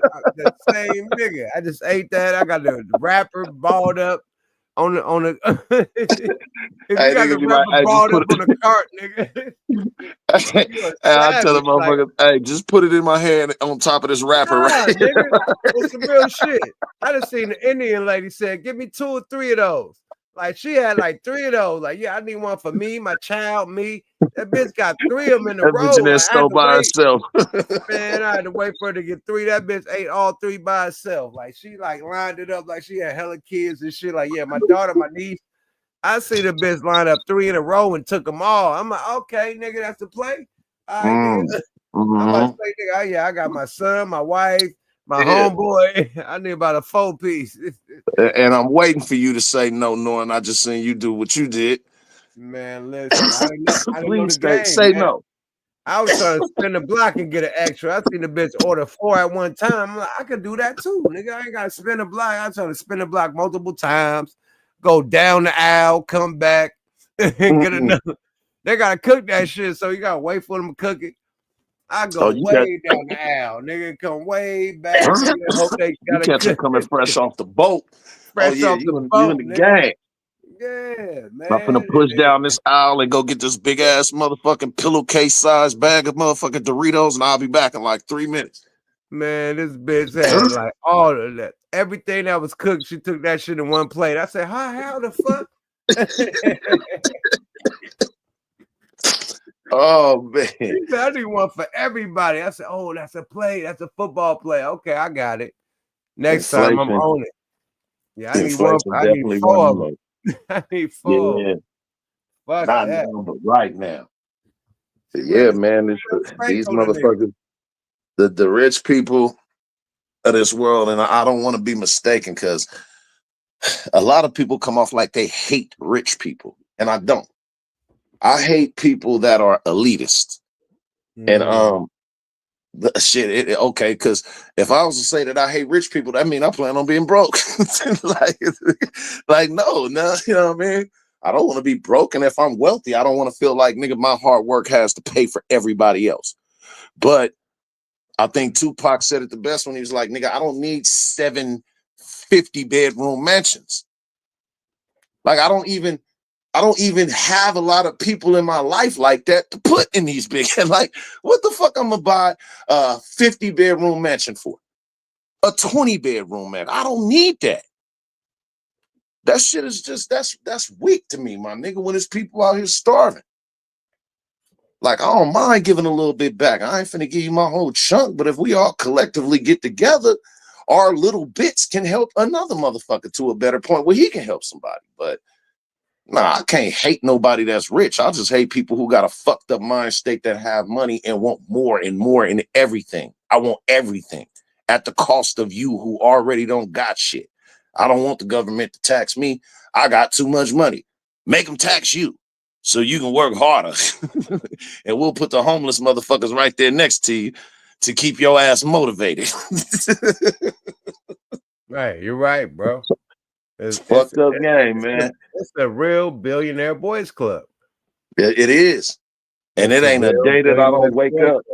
You know? It ain't a day that I don't wake up, nigga, and don't thank God when I have to slide past one of them motherfucking homeless encampments, one of them tent cities, nigga. I thank God that I'm not in that position, my nigga, because there's so many of us that's only a motherfucking paycheck or two away from being right there. I done sat and talked to a lot of niggas is living check to check, and ain't nothing wrong with living check to check, because shit is high. Bills is high to the motherfucker right now. Inflation is high, so ain't nothing the matter with that. Long as you able to live check to check. A lot of niggas that can't even live one check, ain't even get a check to live check to check. So do not never ignore your blessings. Man, it's niggas out there putting their foot in the sand and making their bands. Period. It's real niggas that I'm gonna keep it a buck. The square nerd niggas is winning because the niggas that got jobs, 9 to 5s, is making more money than niggas that actually got rap careers. I'm gonna put that out there for everybody to know. How the game is going right now with these 360 deals, niggas like a nigga got a 9 to 5. Literally. Man. You could get a starter kit, you know, the jewelry company, you know, from your city gonna give you a starter kit, scrape you with a couple jewels. You know what I mean? The car lot from your city gonna, you know what I mean, put you up in some, but now you gotta maintain that. That's their answer. That when they say they're attacking hip hop on all fronts, that's their answer. When we came up with the idea of saying, you know what, I don't want to sign to your fucking record label as an artist, sign my record label over, and you cut me one big ass check. But look, I'll just take a distribution deal. But what YN that we got doing it like that? Like all the niggas with the big record labels come from our era. You know, the Cash Monies, Yo Gotti come from our era. Like Glorilla, that nigga Yo Gotti from OG. He ain't no young nigga. He ain't no YN. Even the Griselda niggas. They from our era. They ain't no YNs like that. You know what I mean? So the only nigga with the YN movement, I think, is Sauce Walker. Him and his niggas that's really moving some motion. But other than that, like what YN nigga with a record label that's really pushing some motion, or YN female? It's the big dogs that got the record label that you know they up under. That's all I'm saying. That's who I'm talking about. That's exactly who I'm talking about. And you got to think about how they move and groove with the game. These motherfuckers will make these rappers feel like, oh yeah, you so expendable. It's a million of you trying to get in there and get in this position. But in reality, nigga, without us, they engine stop. Without this gas, they don't have nothing to go in that engine. So it's a give and take. And I was watching that movie. It's King was it King Richard, the little story about Venus Serena and him? Will Smith. King okay. In that movie, when they was trying to sign their daughters to a contract, the dad said, no, we came with our own contract. When have you ever seen an artist that was bold enough to walk in a record label with their own contract and say, no, you signed my contract? I know exactly what's in this motherfucking paperwork. Talk your shit. You feel what I'm saying? We are the gas to that engine. That engine won't even exist without us. They would have never had the material. They wouldn't have been able to purchase the material to make the engine if it wasn't for us. I think a few of the boss dogs did it. You know, one of them Master P, one of them Jay Prince, one of them Suge Knight, one of them Jay-Z and Dame Dash and Biggs. Like, that's a couple of them boys that spanked them, and now niggas is billionaires. You know, a few niggas. Man, listen, man. I just watched Jay Prince Island, my nigga. Right. Like ball shit. Like, sit that next to the farm. You feel me? The farm, nigga, is the farm. And I just played y'all the shit where I got kicked out the motherfucking Dodger shit, but I got up in that motherfucker. Definitely. Somebody said, hey, go through another gate. Exactly. I went through, not fuck a gate. I went through the VIP. I'm gonna post that footage too. Nah, niggas didn't try to get at you like that, did they? You seen the footage with it? They kicked me out the Dodger shit? I didn't see it. Oh, Swear to God. It's on the shorts, man. Okay. They kicked me out the motherfucker, man. But I got right back in, my friend. You feel me? We know how to move, nigga. We know how to wiggle. Yeah, I'm gonna post that footage next, man. We know how to wiggle, nigga. We got, nigga, you know how much practice we got at wiggling through stadiums, nigga. You act like we don't come from where the Coliseum was. I ain't even got to wiggle, nigga. I'm VIP, nigga. I went through the where the players go through, nigga. They brought me through the player. They brought me through the brought a nigga down the tunnel, nigga. The tunnel. Yeah, I went through the tunnel. You feel me? I went through the ultra VIP. For real, nigga. Man, my nigga. I would have been hoping, man. I would have been hoping right when I walked through the VIP, I would have been hoping to see that nigga that tried to turn me around. Nah, them niggas outside. Them outside patrol, man. I'm all through this motherfucker, man. I'm just standing in the heat there, nigga. Yeah, them niggas outside. They ain't got no seat. They ain't got, nigga, you outside, nigga. Shut up, nigga. Sweating, nigga. Sweat to death out here. Gates, sweating like a motherfucker, man.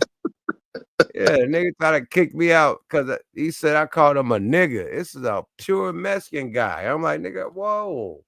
I called you a nigga? Oh, wowzers, man. So he brought the police over and shit. Hey, man, this guy called me the N-word. Nigga, whoa. Never. Ever. It would have been fucked up if the police would have said, okay, well, we'll address that in a minute. Are you an illegal immigrant here? Nah, the police nigga was on some other shit. I told him I didn't call him an N-word. He said, well, you're just being disrespectful to representative of this. I said, I wasn't. So what's I got that nigga on full camera. That kept on making all types of fake ass excuses. And no, nigga, I ain't never called a Mexican man a nigga. Period. First off, at the gate. Okay. You had to deal with Lenny. You had to deal with Lenny and Squeaky today, huh?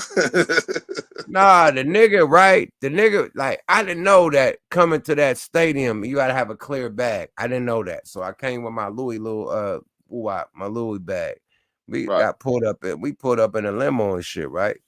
My homie invited me out, you know what I mean? Period. So we limousine and shit. Boy, I bring out the Louis bag. They say you can't have a solid bag, gotta be clear. I ain't know that. I ain't never been to a Dodger game in my motherfucking life. I ain't know you gotta have a clear bag. Okay, cool. Right. Call the limo driver. Come back. Put the Louis bag in the car. Come back through that motherfucker, right? Clear bag. That is the point of the whole conversation. Clear bag, right? Right. Boom. Come back through the line. A bitch is going through that motherfucker with a whole backpack. Not clear. I'm talking about a big ass backpack. Oh no. Showtime. Hold on, with big ass kids. I'm talking about like 12, 10, 8 big ass kids, right? Yeah. Hey, I'm coming through, right? But I'm cocky. I'm a Libra. I'm already through and shit, passing, you know, the you know what I mean, the ticket, everything. I'm going through, and she's right in front of me. I'm like, hold on. Didn't y'all say it gotta be a clear case backpack? They said, yeah, it gotta be a clear case. I said, why she got a solid case backpack? It ain't clear. How's she getting in? They said, oh, it's a diaper bag. Nigga, I she ain't don't got give a one fuck. baby in her arm. I said, what? Listen, these niggas up here standing up looking like cell phone signals. What the fuck?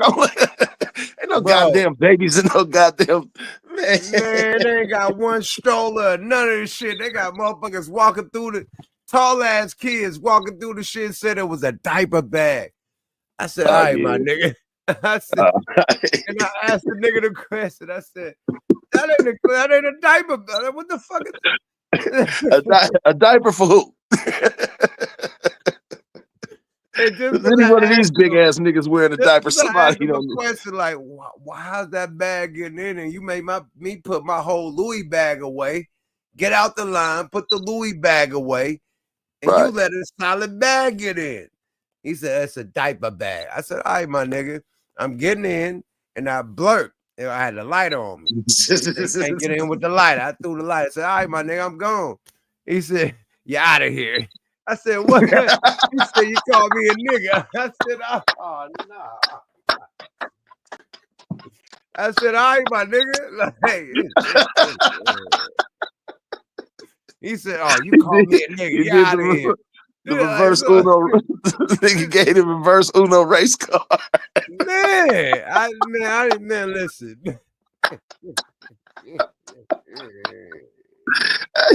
that nigga gave you the reverse Uno race card. I said, listen. He had the lighter. I threw the lighter away. I'm trying to get in. He said, nah, you can't get in. I said, man, I threw the lighter away. He said, man, woo, woo, woo. I said, man, listen, all right, my nigga, I threw the shit away. They said, oh, you got to get out of here. I said, all right, my nigga. I didn't even call him a nigga, bro. I swear to God, I think I'm just lit right now. I said, all right, my fam. I said, all right. No, you didn't. I said, bro, damn, bro, like you tripping, bro. You said it, but you didn't know you said it. You wasn't even tripping on it the way that, you know what I mean? It was just normal lexicon. No, Nigga, that's how we talk. Call him a nigga. I didn't call him a nigga. I complained about the bag. I complained about the bag. And the nigga said I call him a nigga. I said, I ain't gonna call him a nigga. I ain't call him a wetback, a spink, none of that. I ain't call him a bitch. Man, you see it on camera. I tell the police, I ain't call him nothing. He was mad that I seen the bag that wasn't clear, that he let through. And he was mad that I challenged him.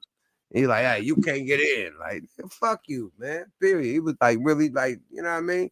But everybody in the chat was like, hey, go through another gate. I went through a VIP, fuck another gate. I went, all right, I'm out of here.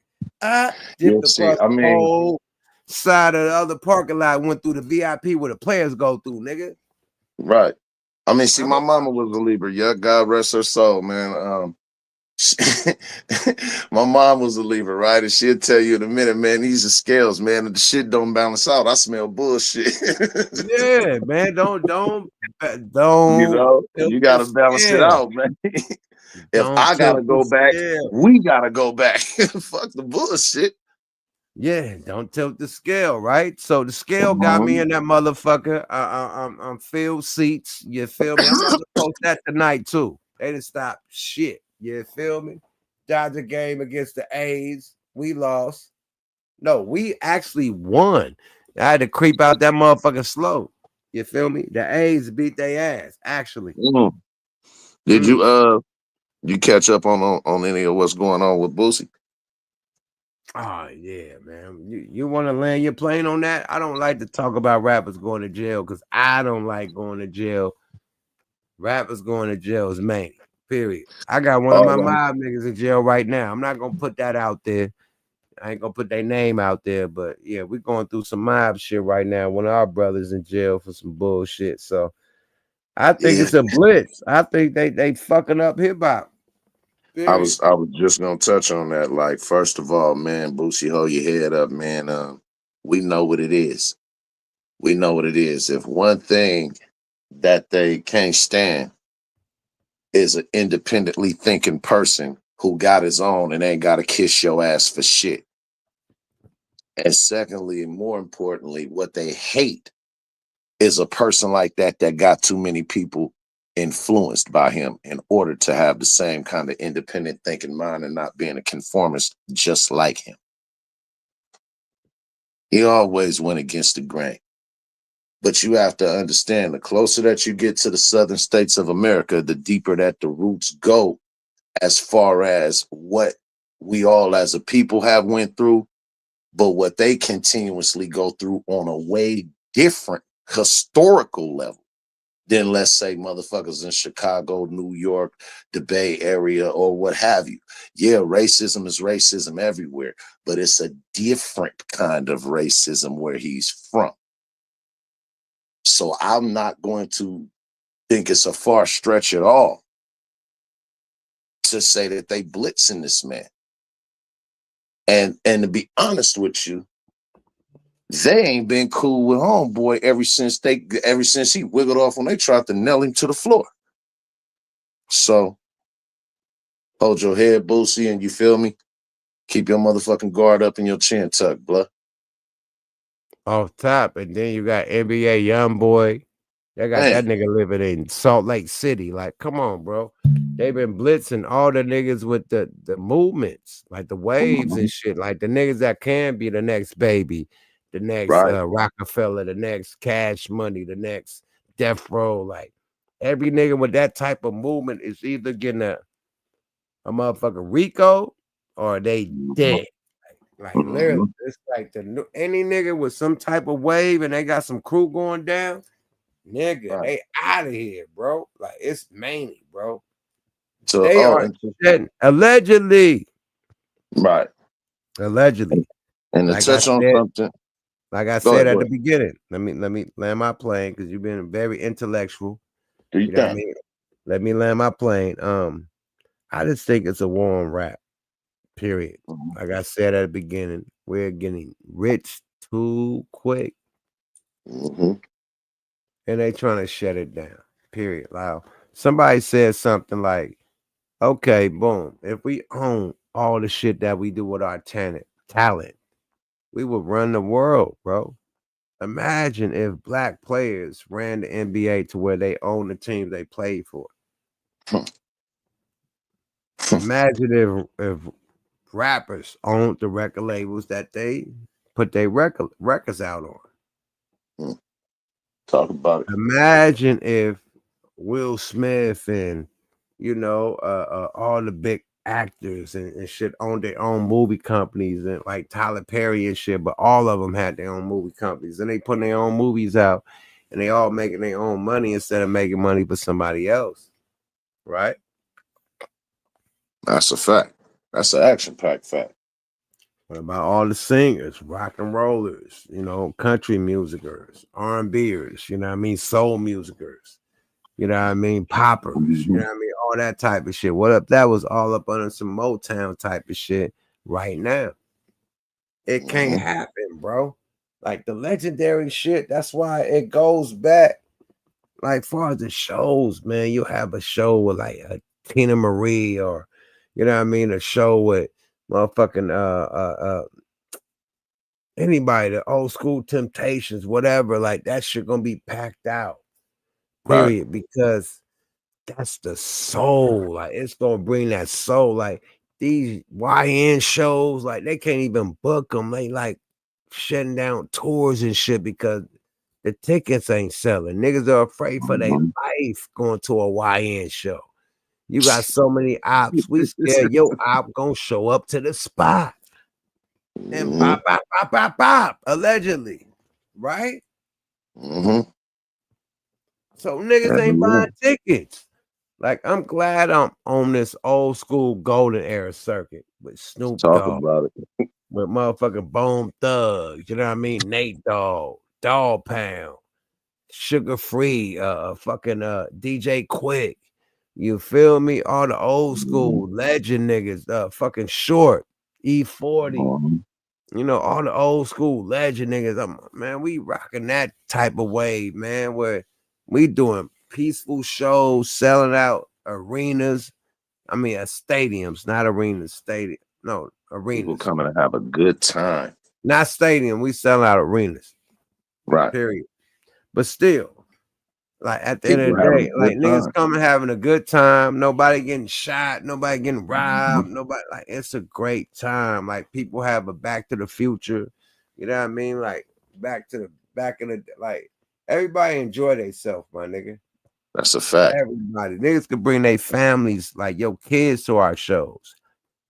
That's You a know what I fact. mean? It ain't that type of shit, man. So it's like an old and a new type of shit going down. And new people can't really book them because it's too much violence, you know, allegedly. You know? Yeah. Yeah, I mean, when you say they fumbled the ball, you know, this is a music business. And Nah, when you let's fuck it. Let me really address the elephant in the room. Niggas, allegedly, before I say this, but when niggas come and party and bring their whole shit to the West Coast, especially LA, nigga, it's flock season. It's Strip flock. search. Niggas is stripping, flocking, sliding, backdooring. This is backdoor season when any motherfucking award show come out here to LA. LA niggas are activated. Allegedly. Allegedly. This how they get down, man. Period. Applied super pressure. You know what I mean? So I think that's another reason why. You know what I mean? Period. And Atlanta applying pressure when niggas come out there. So hey, we shutting that down. We're gonna do this shit one time. BET Awards. Yeah. That's it. They look at them OT niggas like the economy finna go up. The local economy finna start booming. And it ain't just them award shows neither, nigga. They catching niggas at all kinds of events. They shutting down comedians, bro. Like niggas is really, I don't know what this type of new government, but they are shutting down all our entertainment, my nigga. Yeah. All our entertainment. And it just so happened that man, look, fill in the blanks. I ain't about to be getting canceled or lawsuit or none of that shit, but y'all fill in the blanks, man. But I'ma say this. It's just a coincidence that all this shit is going down at the same time. Cincinnati, the nigga in DC, as far as the Dodge shit. You know what I mean? The blitz on, you know, hip hop. We ain't doing it, or R&B, whatever the black culture is. The blitz on the black culture. We ain't doing the hip hop awards. We ain't doing Soul Train awards. Like it's a blitz going down, my nigga. Like, it has to do with DEI and CRT. Man, it's a blitz going down on our freedom of speech. It's a blitz going down on our companies that put our shit out. So, like, y'all think this shit is a joke. Like, this shit is happening in real life, like real time in front of our face. Let's get this though. Let's see why hip hop is dead.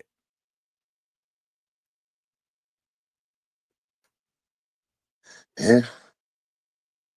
Sinatra said, at the end of the day, they'll both be able to say, I did it my way, by keeping their artistic integrity and not having to chase a formula to catch a hit. And these guys must be getting out of touch with the culture, because I have nephews that adore Tyler Creator. They almost treat him like Kanye before all the craziness.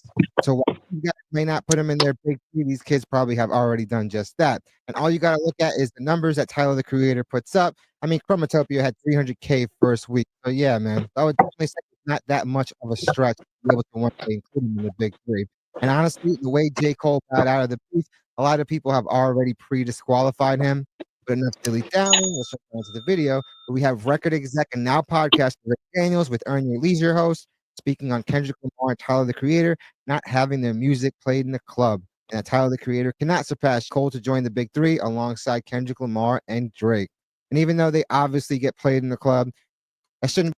Nigga, no. I hear more Kendrick than Cole in the club ever. Come on, man. The fuck you talk about? I'm on the coast. Nigga, I'm in the strip club. They play They Not Like Us in the strip club, nigga.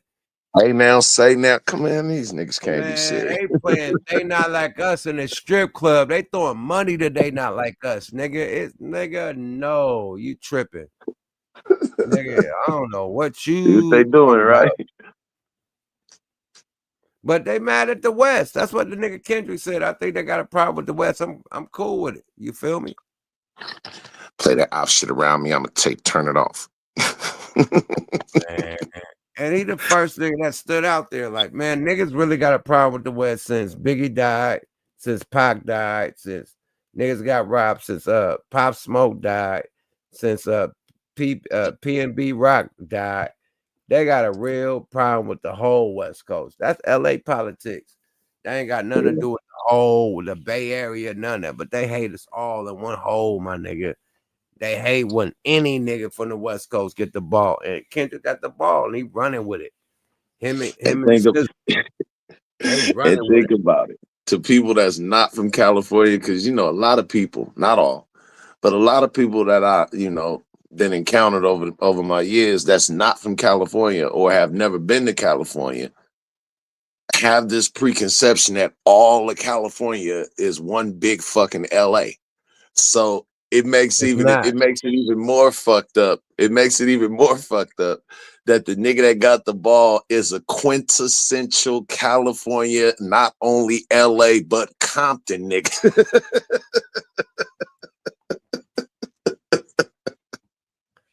Man, so that's just pouring salt in the wound right there. Like, God damn. Super salt in the wound, my nigga. But at that, we gotta get credit to Kendrick, man. He ain't never claimed nothing. You know what I mean? But he try to bring all that shit from Compton, everything from TDE, even the Bay Area, bro. Like everything. He brought the whole Cali. Man, he got the whole Cali tapped in, bro. And that's what I love about Kendrick, TDE, PG Lang. They are very artistic. They got some real movement. It remind me, it's like Nipsey Hussle on steroids, bro. Right. It's like what we wish Nipsey Hussle could get to.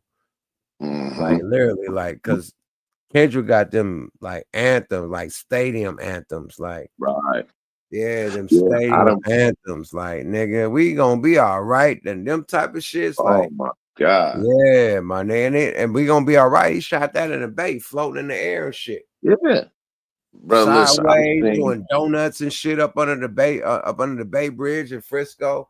He shot that whole "We Gonna Be All Right" in the Bay. In the Bay, Frisco. This floating nigga in the air and shit. We gonna be all right, floating in the air, right? Am I lying? No, no lies detected, my brother. Yeah, not one. So he represent the whole coast. He love the Bay. He love 40. He love pot. Facts. He love short. Nigga. He really tapped in with. He love Mac Dre. That nigga really tapped in with it, man. Man, that nigga had a Mac Dre dice hanging on his show that he doing right now. Some Mac Dre dice hanging on the stage, nigga. Oh man. Like on that whole fucking GNX tour, like when he do Rest in one peace, of them songs, nigga. I don't know if it's Squabble Up or the other one, nigga. Squabble Up or the other one, the first one that he did against Drake. Either Squabble Up or the other one. They not like us. They not like us. Mac Dre dice hanging in the air, nigga, on the stage, nigga. He is tapped in with the whole California culture, bro. The whole coast, nigga. The whole fucking coast. That nigga man. Yeah. It ain't too many. It ain't from too top many. to bottom. From that's gonna be loved and respected the way that he did, because born and came up in the tornado of that gangbang culture, the LA politics, all of the shit. He managed to not only lose his mind being a good kid in the Mad City, but still was able to make something out of himself and be prolific and put not only his neighborhood and city on his back, but the whole motherfucking coast. He did it for us because he's a student, not only to West Coast hip hop. That's why he didn't leave none of us out. That's why he was so inclusive. But he is a student to hip hop in general. That's why he's so good at whooping motherfuckers' ass. Remember what Drake was before Kendrick opened up that motherfucking can. Remember what Drake was before Kendrick opened up that can. On top of the world. I sounded Once like once that boy opened up that can of whoop ass, like yo, yeah. It's like the last Superman when Batman whooped Superman and killed him. Like I was like, God damn, man. That's what happened. Like with the Drake versus Kendrick, like we thought like Drake was Superman, and then Batman came through with all the technology, the kryptonite shit, and killed that nigga. It's like, damn, right? Nigga like felt sorry for the Superman. Like, damn, they killed Superman. Superman was super. Batman was a genius. Man, Batman That's was the a difference. fucking genius. Period. That's the nigga. That nigga's superpower was he was a genius, nigga. Like Tony Stark, nigga. Tony Stark, you couldn't cut Tony Stark arm off and it'll grow back. He was a normal motherfucker, but he was a genius. And he figured out what could take that nigga out, and he took him out. Same with Kendrick. He figured out what could take, but that's just hip hop. Like, why is niggas so? But it brought back hip hop at the same time. But I think they shut down these award shows because of Cheeto Face. It's too much love and it's too much money being made. That nigga hating on the NIL. I can see him hating on the award shows too, man. Allegedly, my nigga. Fuck all that. It is nigga Mac Man go hate trolling ass Mac Man. And he said Drake is the GOAT. Hey, Mac Man. Shout out Mac Truck, man. I gotta throw the alley-oop for the Mac Meansters talking that stupid shit. That nigga talking, boy. This nigga go talking about this light skin hate, man.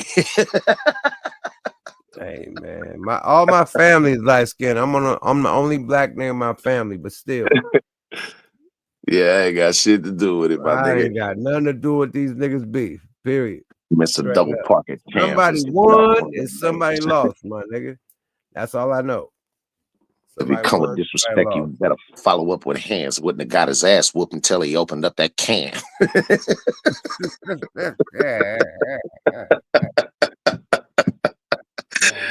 Nigga, have you just sat back and listened to the lyrics on that? What they talking about? They talking about that. What they talking about? They talking about that. That nigga Kendrick is many as shit. Why he was talking all that shit in them songs? Oh my god. He already won, my nigga. He already won. Nigga, open up that can. Like, what the fuck?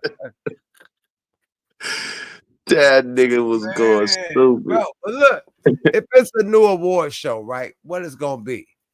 Glorilla, Kendrick, Drake. What, like, really add it up? It don't make sense. Like, what YN is popping like that? Yeah, I mean, like, add what they're gonna have at the hip. Tell me what's gonna be your. If we got 10 people that could perform at the Hip Hop Awards this year, give me your 10. That's gonna light it up. That's gonna light it up. 10. But it's Hip Hop Awards. This is them at the table. This is BT at the table and Viacom at the table. Okay, we got the Hip Hop Awards this year. Drake and Kendrick going at it. Okay, who else do we got? Okay, so Drake and Kendrick out the way. Who was my other 8? They not coming. Drake and Kendrick is not coming to the show. Okay, so you saying in reality, or are you saying that if I had it my way? If I had it my way to pick options, if you had it your way. I'm talking about what's your options, not if you had it your way, like imaginary. Okay. What's your fucking options on the field right now? What's your options? It's not any. Drake is not coming. Kendrick and Drake is not coming. What's your options to sell this motherfucking hip hop show out? What's your Hov options? not coming. Now, the playing field right now. You might get Nas to get there. You might get Nas.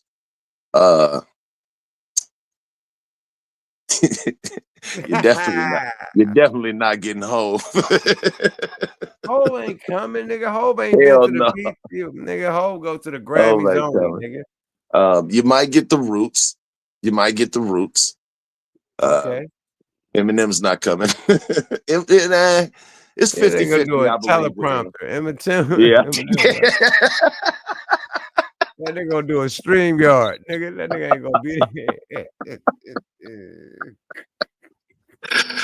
Oh shit! They said he gonna be accepting that shit over the TV. Man, they gonna do a StreamYard. Then they gonna be right there, nigga. Fuck I out of here. think possibly you can get the Woo. So we got the Woo. We got Nas. Nah, but you still saying old school shit. I'm talking about the YNs. Oh, What so new YN? niggas? Look.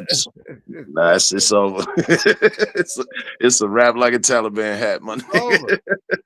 It's over. Like, what YN movement is like what they got moving that's gonna go besides the niggas you just named? Like, come on, man. It's over. They just did that at the BET Awards. They brought out Snoop. They brought out all the old school niggas from the Golden Era. What they gonna do that again in Atlanta? I mean, I will say this. In the current state of hip hop is the time for the older groups to really eat. It's If time anything, Glorilla is gonna rack it up because she is the hottest that's going down far, the YNs and the YBs. Yeah, they gonna look at her shake her ass.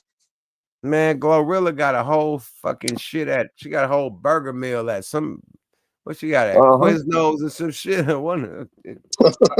Nigga, she was there serving that. Yeah, they definitely gonna capitalize on it for sure. Oh my god, man. She was like Cheeto face. And when that nigga went to the shit and he tried to serve the fries, like you should mouth to talk his language what he said when he was serving the fries in the drive-thru. This is my first time working the fry machine. You have to excuse me. Glorilla just did the same shit with no makeup on. Nobody knew that was her. Niggas they chilies and keeping it chili. I don't know what the fuck. They be like, I don't even know what the fuck it is. I just want it because it's her. Man, fuck it, man. Nobody knew that was her. And she had to take pictures and pose like, oh my god, that was Glorilla. She had no makeup on, no eyelashes, no shit. She looked, man, listen. But what I'm saying, once they know it's her meal, I mean, they gonna capitalize off that shit. I mean, they've been doing the same shit ever since they put Tony the Tiger on the box. You know what I'm saying? You can take some motherfucking. My question before I get into this next content right here, where these niggas going to talk about Kendrick and Tyler don't get no radio play. What's gonna bring hip hop back? And we'll save that question for after we play this content. Let's play this content right quick. Let's go. Something that's used against artists, especially when said artists have already proven to sell 300K first week. With Tyler, obviously, and Kendrick Lamar already having sold 600K first week before. So this is just another case of people getting on a mic and saying the darnest things, trying to clip farm. What he's saying is that what's get played in the streets is not necessarily like somebody selling crack cocaine. The streets are not creating. Also, what's played in the streets is not playing in the clubs. Ice Spice. They didn't. No, that's the internet. That's not true. Yeah. But what he's saying is not. She got exposed to the internet, became a meme. The industry thought they could make big bank, so they decided to give her a major push. And the thing is, obviously that failed because you could put as much money as you want behind an artist. If the public can't relate to them, if they're not gravitating towards them, it's all going to be futile. Ridiculous. She had a good 6 to 7 months. You go to like there's certain places you could go to, right? If you in Atlanta, and honestly, the only time she really got a crowd reaction was when she twerked. We go to a rooftop, or we go to a club, or we go to a strip club, right? If we in New York City and we go to fucking Dykeman basketball tournament, or we go to some shit like, right? Or if we in Cali and we go to a cookout, that's the street. That's the street that he's talking about. Yes. The core element. And guess what we doing when we out there? And guess what we doing? They're not playing Tyler. You're not following what niggas is doing. Following that. Here's the reality. They're not playing Tyler. That's true too. If that's the criteria for the streets, right? Yeah, but the streets aren't a monolith. Yes. Did they play Kendrick anywhere in those places? Yes. No. Yes. No. The dude literally had the album of Damn with like a bunch of hits on it that rang off in the clubs. Even a song like Bitch Don't Kill My Vibe got played in the clubs. All the Stars, a generational hit. All the niggas that said no, these two New York niggas, Earn Your Leisure niggas. These two niggas in the last two boxes. No, nigga. Hey, I wonder why. Because they're in the strip club with all the twerk shit from Atlanta. No.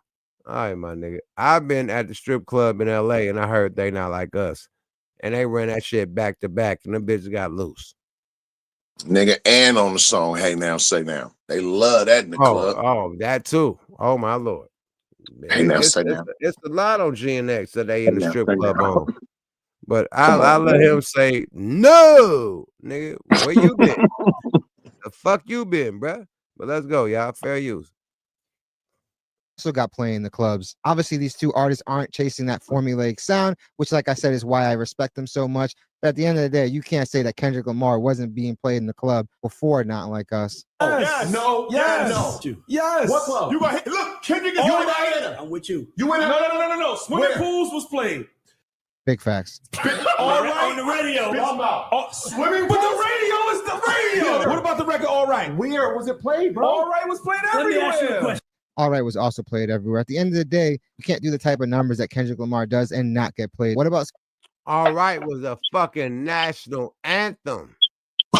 Hey, All Right was played at the Super Bowl, nigga. Nigga, on NBA, nigga, commercials, we gonna be all right, nigga. They going to the internet.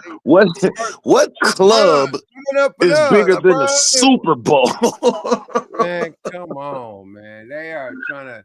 This is how, and this is OGs from our era. Like, I expect a young nigga to say this, but you can't be an old nigga from our era and just say, no, hell no, I ain't never heard, bro. Not unless a nigga got hidden motives. Bingo flamingo.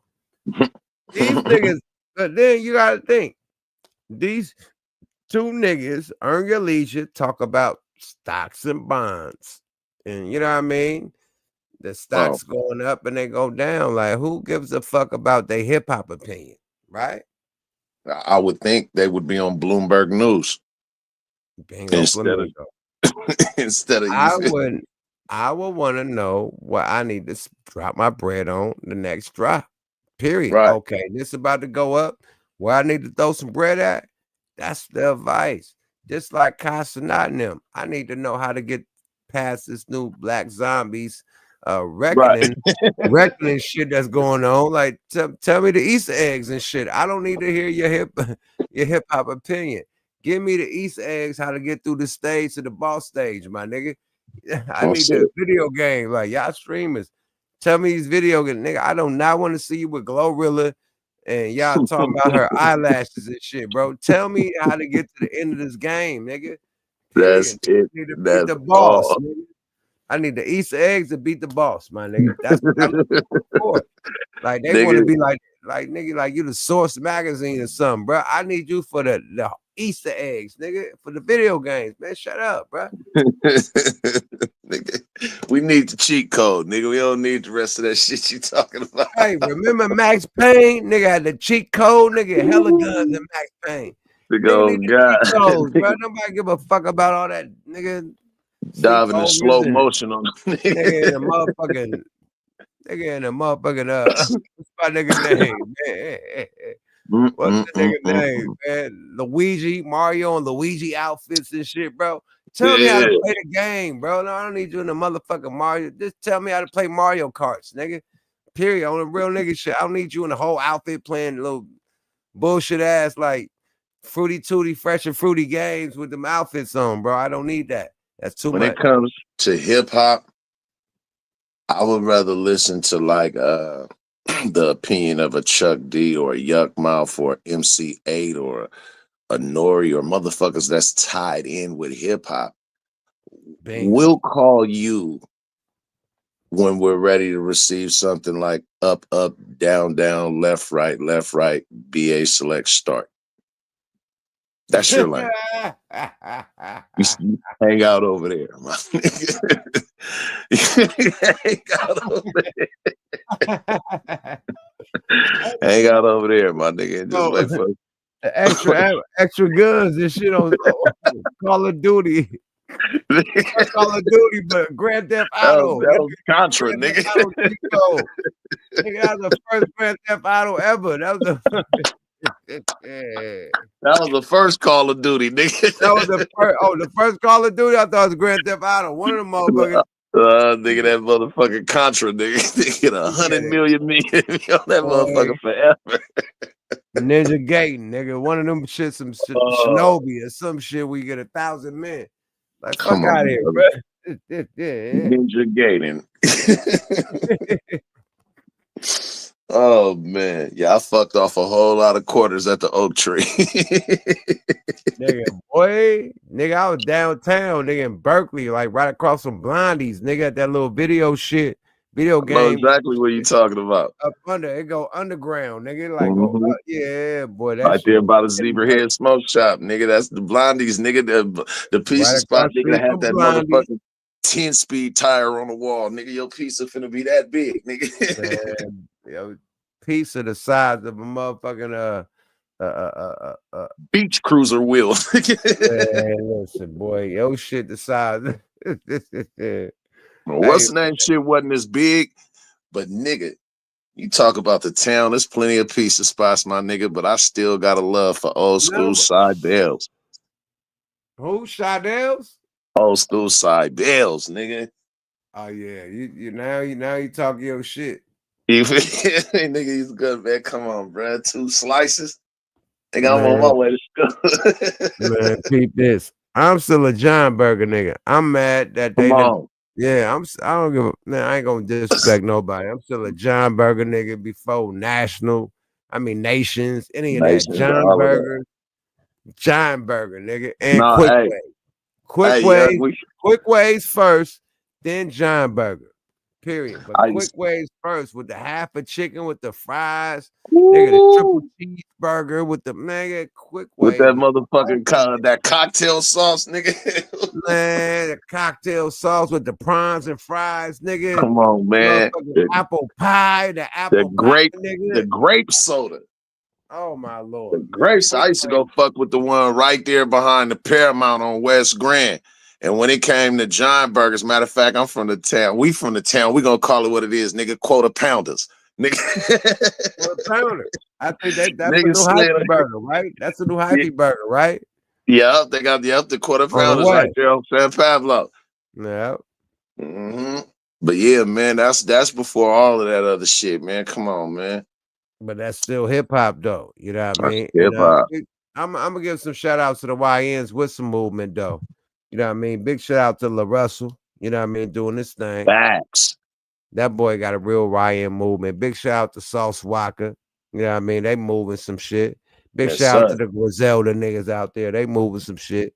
You know what I mean? So it's some niggas that really move like the golden era. You know what I mean? That's still, you know what I mean, getting it in, bro. And it's more than that. Like you got it, man. My nigga, man. My nigga Freddie Gibbs just came out with the new album that's beating their ass, bro.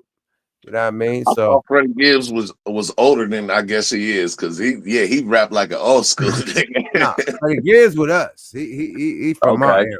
I'm just Okay, saying that that makes nigga from sense. our era is still able to be relevant. Oh, facts. Just like how we talk about the Clips album. The Clips beat their ass. I bang the Clips album every day. That None let ain't God fucking sort them out. Pharrell and them Clips album beat their ass. Them Clips niggas and Pharrell beat their ass. Oh, Them yeah. two brother niggas, Malice is crazy. Like, where you, nigga? Why was you in a church with these bars like this, bro? Like, bring your ass up. Where the fuck have you been with nigga? He was killing it. Like, he never lost a step. That's big, bruh. Like, he never lost it. Man, listen, I That's thought big, bruh. I thought that he'd be talking some bullshit. Like, nigga, you done took a whole 5-6 summers off, nigga. I don't believe that nigga was on point with his brother that's been in the game since he left. All right, let's say this, Yuck. Now, even though he switched gears and jumped on this gospel movement, right? And even though he been in the game for a while, I could say the same thing about Agent Man. Agent Man, I guarantee you that motherfucking razor's still sharp enough to cut a hair down the middle. Rather is 3 times age, rather is Reverend Age, same with and Diddley Dog. Niggas is on their gospel hype or, trying to do things that are more non-secular. But if need be, if it just had to be done, it's a whole bunch of cats out there, nigga, that'll get down still. See, you addressed the elephant in the room, DMX. He was the main one that was able to balance, you know what I mean? the good and the evil. Spiritual. You know what I mean? Yes. Yeah, the good and the spiritual. You know what I mean? So Yes. yeah. Yes. And did it all. Wow. And this is why I don't like when niggas try to knock niggas, right? Like, I get it. Anybody that's in the hip hop game that may be going through whatever addictions or fighting whatever addictions that they fighting from whatever kind of drugs you may be fucking with, from lean to E to Molly, whatever it is that you fuck, whatever it is that you party with. I don't like when niggas say, oh man, that nigga on drugs and that nigga DMX was on drugs and wrote some of the dopest shit, nigga, not only then, but now too. Bingo. Fuck is you saying? If it's in you, it'll never leave you. If it's a part of you, it'll never leave you. But one of the best. But sometimes, you know what I mean, like you gotta think about all the top artists, like the top dudes, the Jimi Hendrix and all the motherfucking Parliament and Funkadelic and shit. Like they all had some like enhancements that helped them make that type of music. You know what I mean? So salute to the enhancement. Even motherfucking Bob Marley had weed. It was the enhancement to make his music too. So at the end of the day, man, you can't knock the enhancement. Whatever the enhancement was, you know, just as long as you got good music out of it. You know Hey, what I mean? BB King and Bobby Blue Bland was over there on hell of Slit Small Liquors. Yo, I know rappers that just be all beers and shit and create good shit. Like different people do different shit. Beers Drank and a lot. Niggas on beers and cigarettes and create dope shit. Like they be like, what? Beers and Newports, nigga? All right, my nigga. See, now you remind me of the end of the song Phillies. Bro, like niggas be really on beer and cigarettes, nigga. And I gotta exit because I can't be around that because of my asthma. You about to smoke that cigarette, nigga? Yeah, let me dip. Take your ass outside in the front with that motherfucker. You gotta go, I gotta go, nigga. Somebody gotta go. Nigga. No Newport smoke. No, nigga. No. You feel me? And I smoke cigarette. I'm one of the most considerate smoking motherfuckers because if I know you, especially, I don't give a fuck if you smoke or not, first of all. And if I'm riding in your car, I ain't finna like no cigarette. If I'm in your house, I got asthma. It hit different, nigga. It's like I'm in a motherfucker. It's like a motherfucker hit me with like what that shit called? Like a motherfucking what the nigga called with the Charleston White hit niggas with the bear.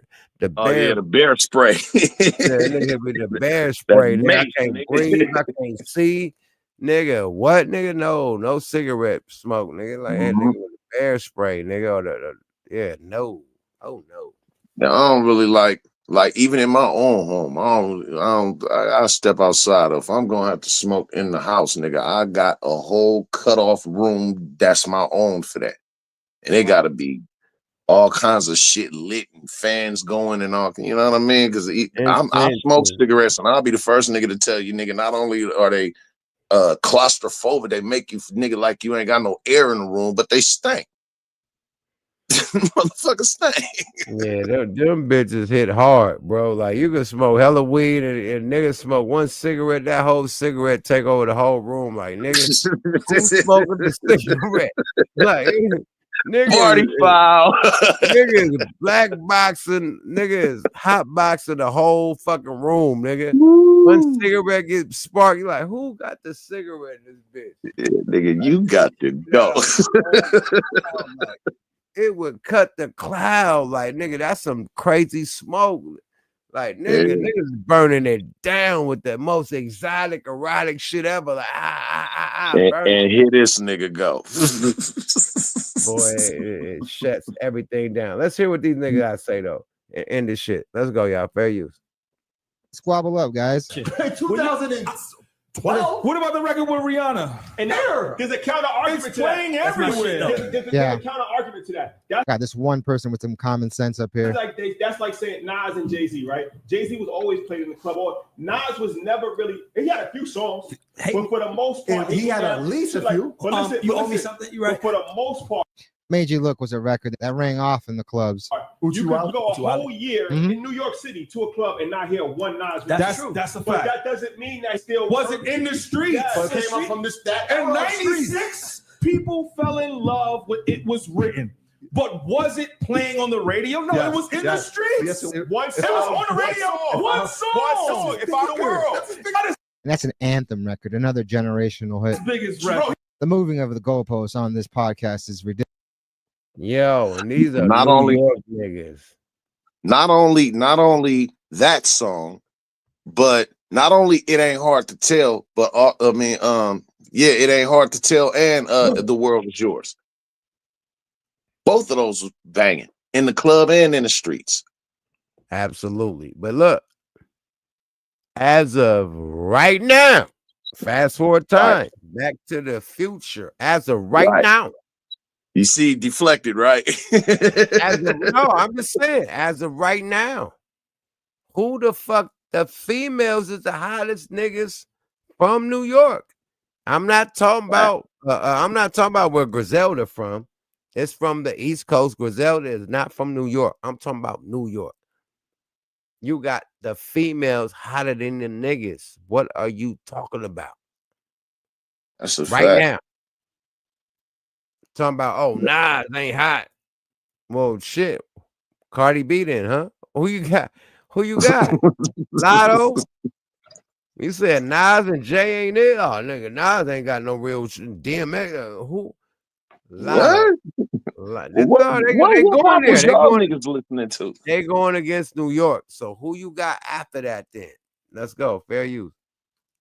Ridiculous. It's always gonna get played on radio. Hate Me Now might be bigger than. I gotta ask Nick. What's his biggest record? It might be Hate Me Now. I don't think You think 1,000%. Is it One Mic Oh, he's dead. or Made You Look? You think If I Rule the World is bigger than Hate Me Now? That is a generational record, though. I would probably say that that's number one. But he definitely has a ton of timestamp records. We'll look it up. I Rule the World is his biggest song. But the bottom line is this: That's your favorite rapper, my nigga. Kendrick Lamar has always been played on radio forever. That's true. Listen, all I'm saying is that Has he been played in the club all the time? No. But he's not a club For them to say that he doesn't get played in the club is erroneous. artist. that's my point. But that's just one element. This moment changed it for him. What you gonna say?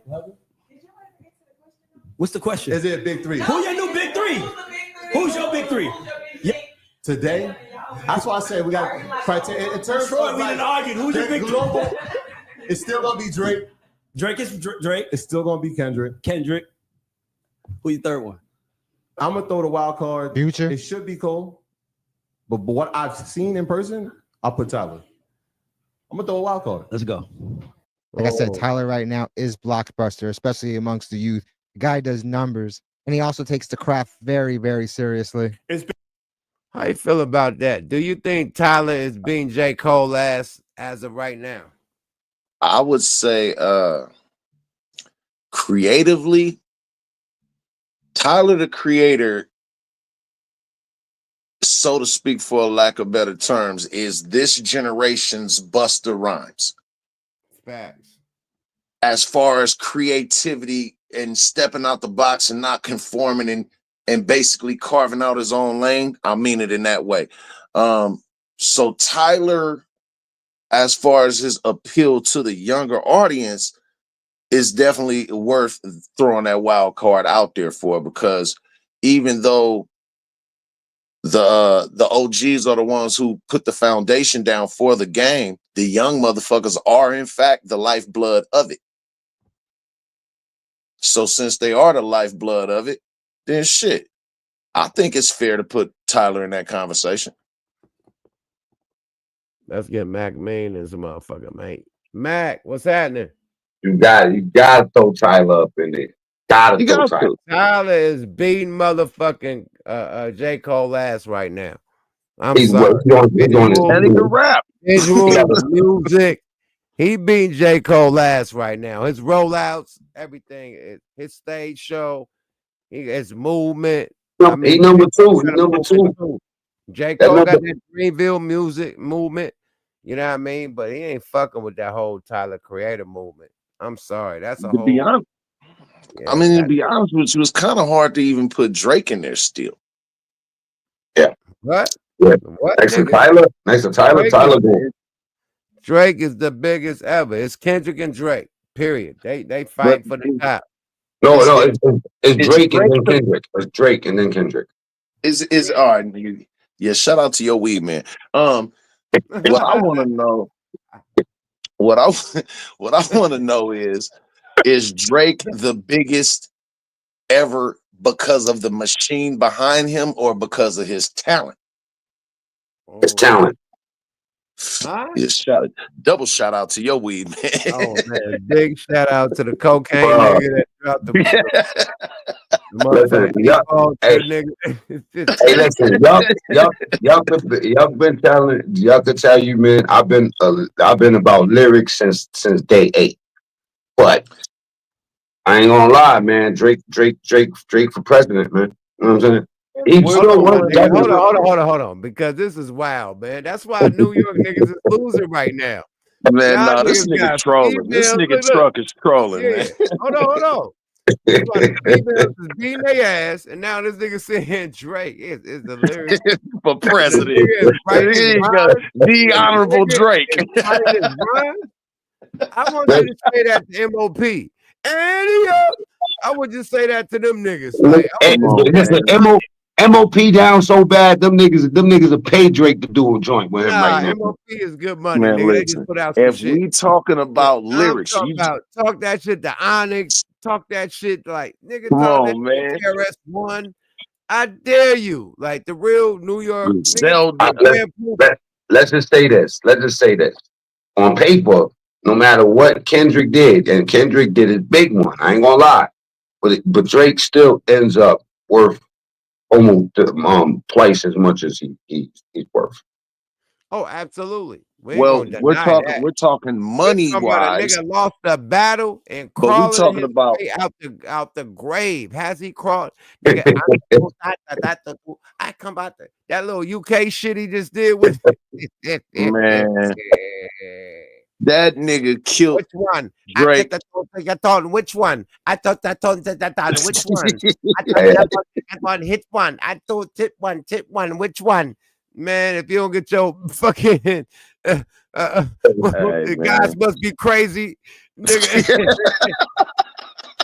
Hey, I'm okay. Listen, I'm crazy ass the fuck about it. There's only one reason that Kendrick gets it, and that's just because he's a Gemini. That's the only reason he get it. My God, come on now. By default, he gonna win. Oh my lord, bro. Which So one? it ain't got nothing to do with songs like Loyalty, DNA, Humble, All Right. It ain't got nothing to do with shit like that. Good Kid, Mad City, nothing to do with nothing like that. It just is beef. That nigga buried Drake. He killed him, buried him, dug him up, shot him back in the hole that he dug him up from, and kicked dirt back over him. And picked him up again and let him live. Hit that nigga like the great Kabuki, nigga. Backbreaker.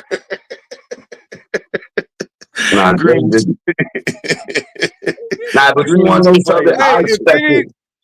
Oh, go ahead, bro. I expected after all that you know what I mean. Drake is dead. He buried. He got Ja Ruled. It seemed like he made more money because we've been covering this shit since day one. So but me on the side, we all know that Kendrick won. I like trolling, but statistically, I would think that Kendrick's numbers would go up, and they just leveled off just for some reason. I don't know if that's the machine, like you said.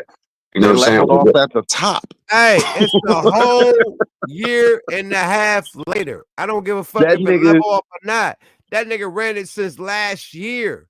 Yeah. Who do you have to beat if you a year and a half later, nigga? Like, who do you beat if you at the top? Hold on. This nigga put out new shit that ain't outdoing the shit that Kendrick and SZA put out last year, nigga. At the end of the year in December. Come on, man. Luther still beating Drake ass with all the new shit he put out. Sorry about that. And then went on the Super Bowl on his ass. Oh man, and I'm gonna tell you what made it look worse, other than dropping a subpar album, is that the nigga who you thought was gonna be the savior out of all of it, that nigga came out, and what that album do? Crickets. Crickets. Not saying that he ain't one of the greatest that ever did it. Shout out Weezy F.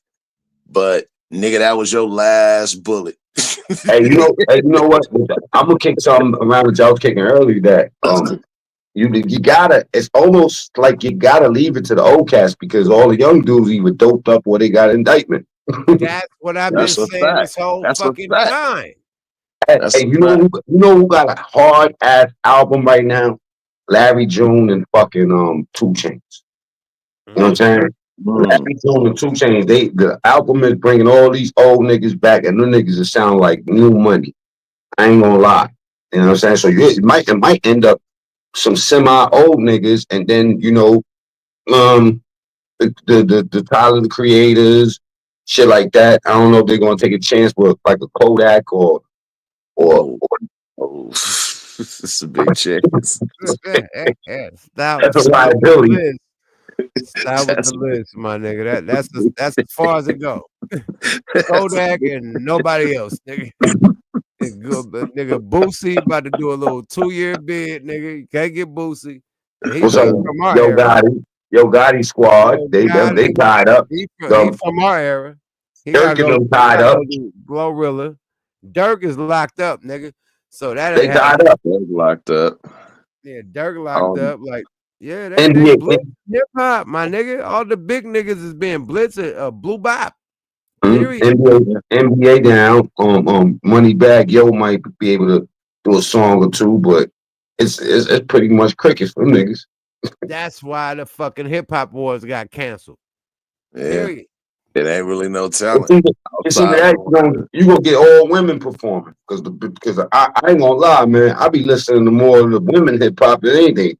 Nah, nigga, say it ain't so. You listen to lady. Hold on, you be riding around playing Glorilla, nigga. My nigga, I'm blasting Glorilla. I'm blasting. Nigga free. Ask me. I'm fuck nigga free. I'm on that shit, man. I'm on the women's side, man. I'm riding with them. The bitches don't give a fuck. They the one putting the money phones up now. My nigga, I'ma keep it real with you. The only female that I just ever slid down the block slapping like a motherfucker was Mary J. Blige. Oh man. Y'all niggas wildin', bruh. I ain't never played none of that shit. Well, Sexy Red, that's my girl. I don't know none of her songs, but she's my girl.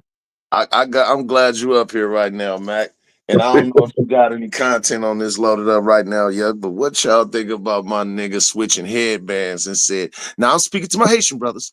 Only my Haitian brothers. Again, what's my Haitian brothers? Look here. Like I said, the feds right now are fucking with my bank account. I said the feds right now are fucking with my bank account. I said the feds right now are fucking with my bank account. Come on, man. Leave my man. Leave 26. This nigga. Marcus Garvey. That nigga said, he said the way my checking and savings is working right now, everybody, for the low price of $199 plus shipping and handling, you can get me back on my feet. Buy my new book, How to Keep Me Rich by Velvet Jones. Hey yo, did y'all see this nigga on that 20v1? With I think it was he was on that 20v1. No, it was on Drewski show. Who the nigga? Baba Ak? Yeah. Dr. Omar? Yeah. Mr. Umar. Nigga, that's Omar. Reverend Umar. Pass the plate. Pass the motherfucking plate. Pass the offering. Man, I ain't got to talk about that nigga, boy. That nigga's a Pan-African panhandler. Period. Panhandler. Yeah, that nigga is funny right there, man. My nigga going down in flames. Somebody need to take a pad and hit that nigga over his head. Voodoo, running from his magic. I can play something. I could play somebody cruising by his shit. Oh man, let me see how the school coming along. A nigga actually did a drive-by on this shit. Hey yo, you know what? They went inside that motherfucker. I seen the video of them go inside that motherfucker. That shit looked like a war zone. That shit like the Chernobyl library. Oh my god. This shit's terrible. That shit look worse than the projects. Nigga, that school been looking like that since motherfucking Grand Theft Auto 4 came out. He gonna open that school up, and Young Thao gonna be the only student in that bitch, and Hassan Campbell. We have our first 2 pledges. Oh man, come on in, brothers. Come on in. Come on. Now, Make make some some time to grab a broom, and I need you to grab a drill. Nah, somebody cruise by his shit. Peep it out. Man, stop the law. Okay, he got his Come on, painting. Dr. Umar has his painting, and he got his FDMG signs, and I think he got his HVAC over there that he always was talking about every day. And he just gotta get windows and doors, and he painted. And so I don't know. And on the other side of the street, there's nothing done on the other So, this side, nothing's done. So I don't know if this side opening before that side, but yeah. But I see definitely see progress. Yeah, you see progress. I see progress. It's more than just that painted rock. Nigga, that's better than Akon. You just gotta fix a little grace or whatever, but yeah. He cool. He cool. He ain't cool, but he alright. This nigga just seen his whole foundation and said he ain't cool. Bro, you know how much money it costs to have that building, nigga, that whole facility, nigga, and paint so and put in the last 17 years, that nigga a just put mortgage. French coat of paint. My nigga had hold on. Let me give y'all man. Listen. We out here in LA, right? On Ventura Boulevard. I mean, not is it Ventura? One of them boulevards in the valley. My nigga had a barbershop that he moved from where I live at and moved to like on Ventura Boulevard. He had to put up 100 bands just for nigga a space. Nigga, it is nowhere near that building. He had to put up 100 bands up front and pay whatever the mortgage was to have that spot. And it was just a barbershop cut. Nigga, it was nowhere near the size of what that building or multiple buildings was. And that motherfucker ain't in California. Hey, let me ask y'all something. What? It cost some bread, nigga. Period. It cost some bread, but that motherfucker been that way. The only progression I've seen besides a fresh coat of paint in the last 17 fucking years is a fresh coat of paint. Yeah. Hey, why that sign? Why the front sign look like a couple of Bronx little niggas, Puerto Rican niggas, spray painted that shit up there? Like, yo, give me a boost, Poppy. Yo, I thought it was supposed to say FMBG. No, D. He said he related to Frederick Douglass, nigga. You related to Cedric Douglass. My nigga Mac Mean though, how you feel about them shutting down the BTs and the BT Hip Hop Awards and the Soul Train Awards? I think it opened up the doors for like the artists to take control of the whole situation. Because when you got, I mean, like think about it. I was working at BT when they switched it over. And the artist thing that I found that the black entertainment is owned by, not black people, you know what I'm saying? So it doesn't surprise me that they would do something like that. But I think it opens the door for the OGs to put something together, you know what I mean, that's better than what they got. You know what I'm saying? So you want me to tell you who I think can really come and change the game if they put their powers, their money, and their assets together? It's Tyler Perry and motherfucking Byron Allen. Do you know how many of them little ass downloadable stations that be on Roku TV, from motherfucking Griot to all of the rest of all of them? This nigga Byron Allen, that old school comedian who used to be on the late night after all of the other shows that went off, that motherfucker. This nigga on hella channels. Let me show y'all the future of hip hop right now. Since y'all want to play, I'm gonna show y'all why it's no motherfucking BT Awards this year. Y'all want to keep on fucking playing around? All right, let me show y'all. You better not play that motherfucking double XL cipher. Double XL freshman. Yeah, I can't play the music. I don't want to get blurred, but I just want to show you the niggas that's rapping how they look. I don't think you're gonna get blurped over that. Yeah. I'm just gonna play a bar. I'm gonna play a bar from this nigga. Y'all trolling. Y'all trolling. They I should ain't be trolling. blurped. I'm gonna play a bar from this nigga, bro. They should be Let's go blurped. get one bar from this nigga. Let's go. Just one bar. Let's go. Fair you. Same color as her coochie. 308 a fat bitch. I hug on it like Boosie.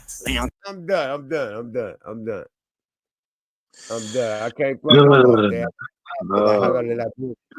I can't play no more. I get blurred, my nigga. That was You enough. don't need to because everybody after him finna sound the same way. I ain't gonna lie to y'all.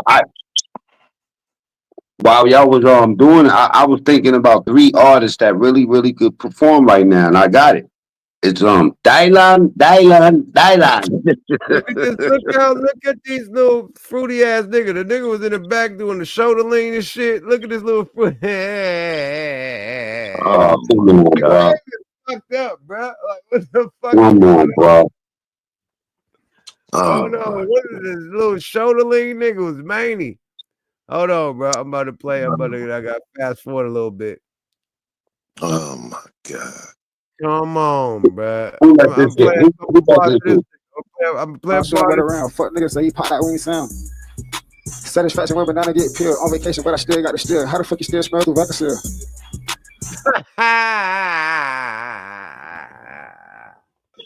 Niggas should be. Lord. What the fuck? How Niggas should be this pelting you shit? right now, nigga. Me and my son with cookies, nigga. I Who think the fuck is a lot of niggas be misusing the word hate, and it's because Who they is love this? to weaponize Who that is the reason that we can't critique these niggas the way that they really need to be critiqued, and that's why it's Who such a. Man, who is this God. Saudi? Niggas look like Omarion's cousin. Was it Eritrean ass nigga? Who the fuck is On the wrong side of the bed, so I went crazy. Hit a throw in so we can win, so they won't let me. Broke niggas always trying to lecture. That's my pet peeve. Oh my lord, they can't do it. Niggas, who the fuck are these niggas that they just pulled up to the shit? Like they used to really have the future. Like they really had the niggas like who is these niggas, bruh? I think the answer to that question is that everybody who is in the executive board at XXL, that's all of their kids and family. What's that? What's that? Alternative music? It must be because the damn show Bro, nobody know now who one of these niggas is. Like they usually the freshman is the hot shit on the streets, the new shit that's moving. Now, one of these niggas I seen is moving on these streets with no motion. Like, who is these niggas? Hey, you heard Belly Gang Kush, the white boy that say nigga? No. Where he perform at in the hood?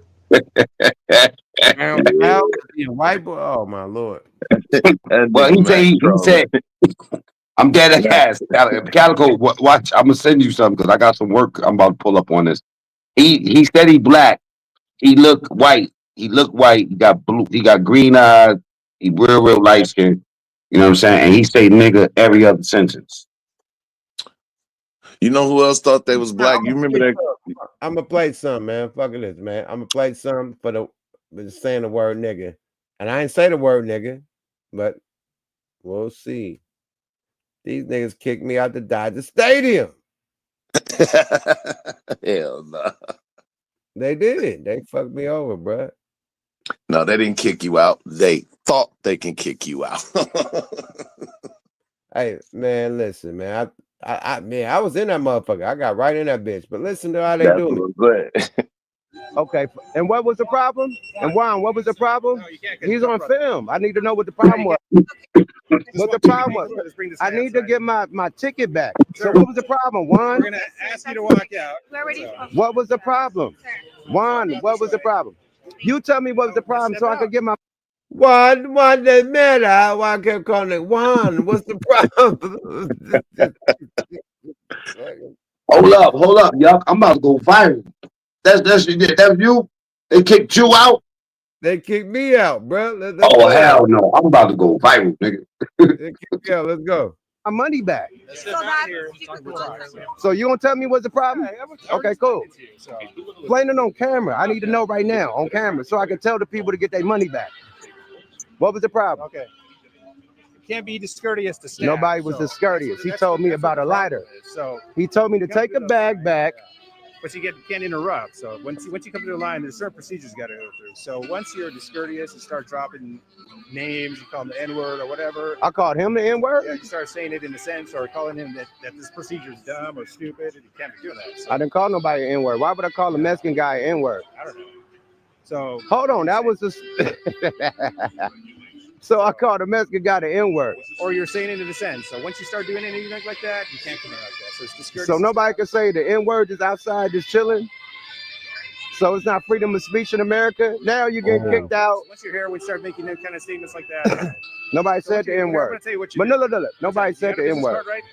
Nobody said the N-word. The only thing I can do is tell you that you're not going to come in. I just want my money back. That's it. Go through there. And I want you to tell the camera what was the problem. I just told you. I didn't say that. I didn't say the N-word. So say something else. Discourteous toward our staff. There you go. I didn't give him a lighter. He wanted a lighter. This what happened. I came through. He told me to put a bag up. He told me to put a bag up. He said it had to be a clear bag. Put the bag back up. Had the limo come back up, get the bag. Came back. I had a lighter. He said, you can't get through with the lighter. I put the lighter back.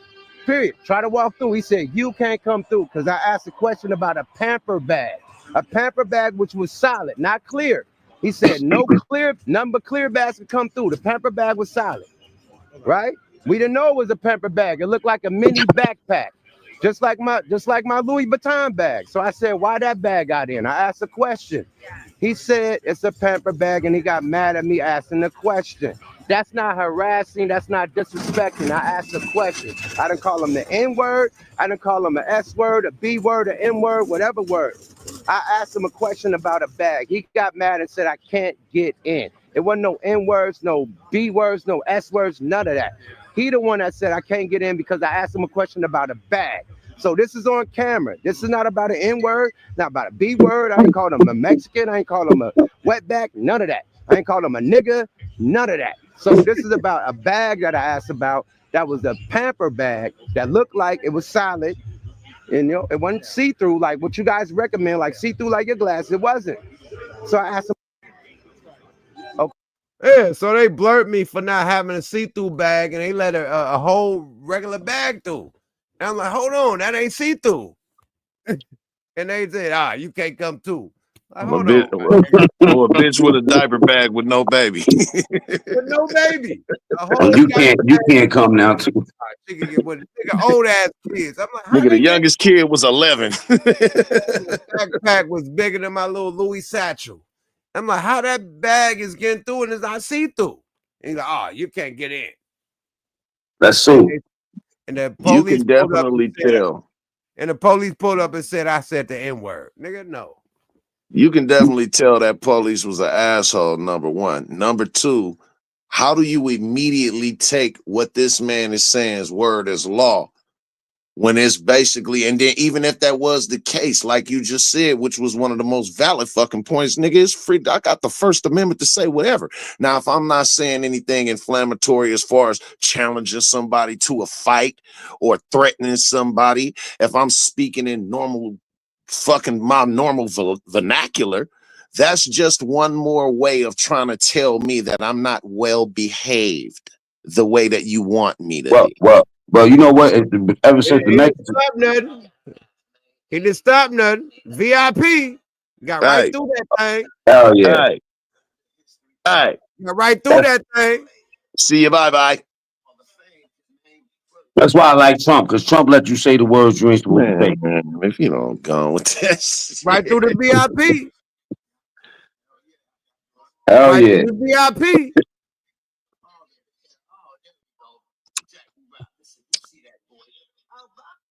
Yeah, right through the VIP. They ain't feel me?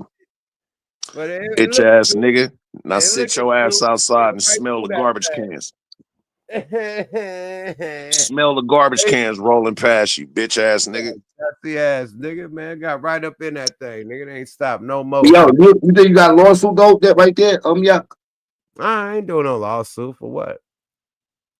I'll do it. You'll say racial I'm gonna harassment. say it was me.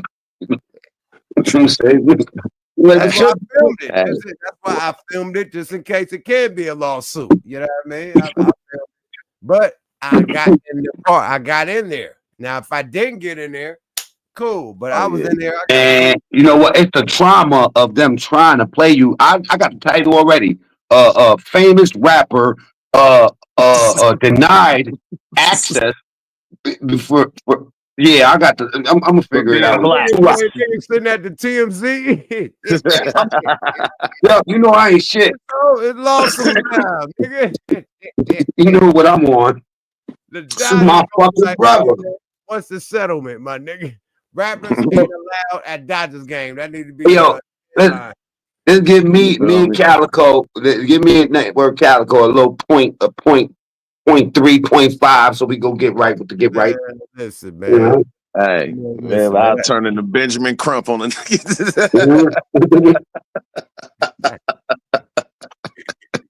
you know what? I'm turning Benjamin Crump, nigga. I don't know. You tell me you throwing me out because I'm being discourteous. Well, I feel like this motherfucker's being discourteous towards me.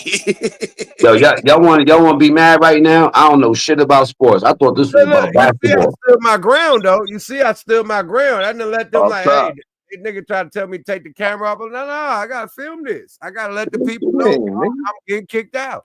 Like, hey, you gotta put the camera down. No, I'm filming this. Like, nigga, I stood on business. I thought the Dodgers. I thought Dodgers was a basketball team. Nah, it's a baseball. You don't get your team, trolling man. ass out of here. This nigga is crazy, bro. I'm gonna tell you this though.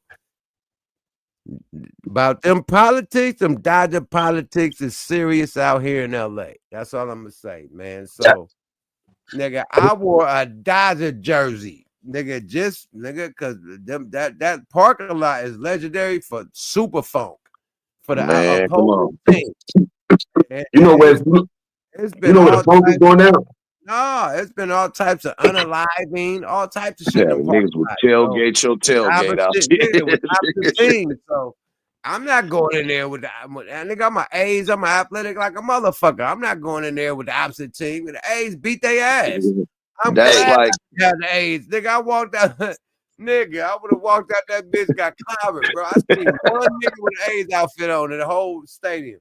You know how we used to victimize niggas at the Coliseum? What's in the Raider? Man, I wasn't about to be stumped out in the parking lot, nigga, and I gotta wait for a limo. I don't even got a car I can retreat to. I gotta wait for a pickup. Nah, nigga. Instant Dodger outfit on alert. Yeah, blend in, nigga. Yeah. Hey, check this out, bro. On the East Coast, there's 2 rivalries or 2 games that you go to or like Boston and New York, but the San Diego versus the New York Mets, my nigga, they got to keep a police barrier between these people, and they come from Cali. Hold on, and man. Bro, Some niggas said Dodgers is a basketball team, and Drake. That nigga trolling, man. I ain't fucking with you, my nigga. I thought that nigga trolling. But it's the same when the Pittsburgh Steelers came to Oakland when they had to play the Raiders in the first of all, nigga, the Coliseum is like motherfucking projects. Oh, nigga, you can get anything you want from the back. My hood is right in back of the Coliseum. Your backyard, nigga. Nigga, the 69th and 65th Ville is right there. The only thing that separates us is the BART station. That's it. That's it. Yeah, you know I've been right there with your ass. I know exactly them niggas. You know what I'm saying? I know the Dodgers ain't a motherfucking basketball team. I've been all through that shit. That if you sitting in 6'9" Ville or 6'5" Ville while it's a game going on, you can hear the crowd cheering. Mm-hmm. No, you can see it. Like you can go on top of the BART station and look at the shit from the top. Mm-hmm. Or go on top of the project building and look at it from the top. So yeah, we have front both seats at that motherfucker, man. And then Hammer from our projects. Hammer started up as a bat boy for the A's. No lie. Because the projects was right behind, niggas. Right there. Used to be out there gigging, nigga. What was the one cat that used to be? That nigga was like a one-man band for the A's games. His name was like Crazy Larry or some shit back in the day when it was Billy Ball. Shit, there used to be this nigga named Artie Bo up there who used to always be boogaloo and pop locking and shit. And it was some motherfuckers out there. Some activity on the A shit, super activity. Then when you get to the Raiders shit, you got the motherfucking Black Hole, all them niggas with the motherfucking Mad Max beyond Thunderdome clothes on and shit. Come on, man. Come on, man. Shoulder pads with spikes and shit on it, look like Kiss on steroids. Like, Legion of Doom. Man, the Black Hole Raider niggas is mania. This is gonna be one nigga with a gorilla mask on. You can believe that. Oh, off top, bro. It's gonna be one nigga with a gorilla mask on. But you better have on the right jersey when you leaving that motherfucker, especially if we lost. You better walk out that stadium in your t-shirt. Mac Me. Yes, sir. How you feel about Cam and Gilly going at it? It seems like niggas is having target practice on Gilly right now. Target practice. And you know Cam ain't nothing ever gonna last with Cam. Cam is gonna say he's 1-2 and he gonna get up out of there. You know what I'm saying? Or I think Gilly, you got to get a publicist now. You know what I'm saying? Like, you got that level where you getting attacked. You know what I'm saying? You got to find a way to dodge that shit. Because if Cam get on you, it's going. Yeah. Cam got the skill to get on him, but nigga, Gilly is a natural motherfucking comedian. Gilly want all smoke. But Gilly, well, I don't even think Gilly was handling Cam Newton. Excuse me, he wasn't. He's not handling Cam Newton the way he handled some other situations. Let's put it that way. That nigga Gilly just funny as shit to me, my nigga. That nigga, when he come to talking shit, had the pat on his nose when he was doing the other nigga.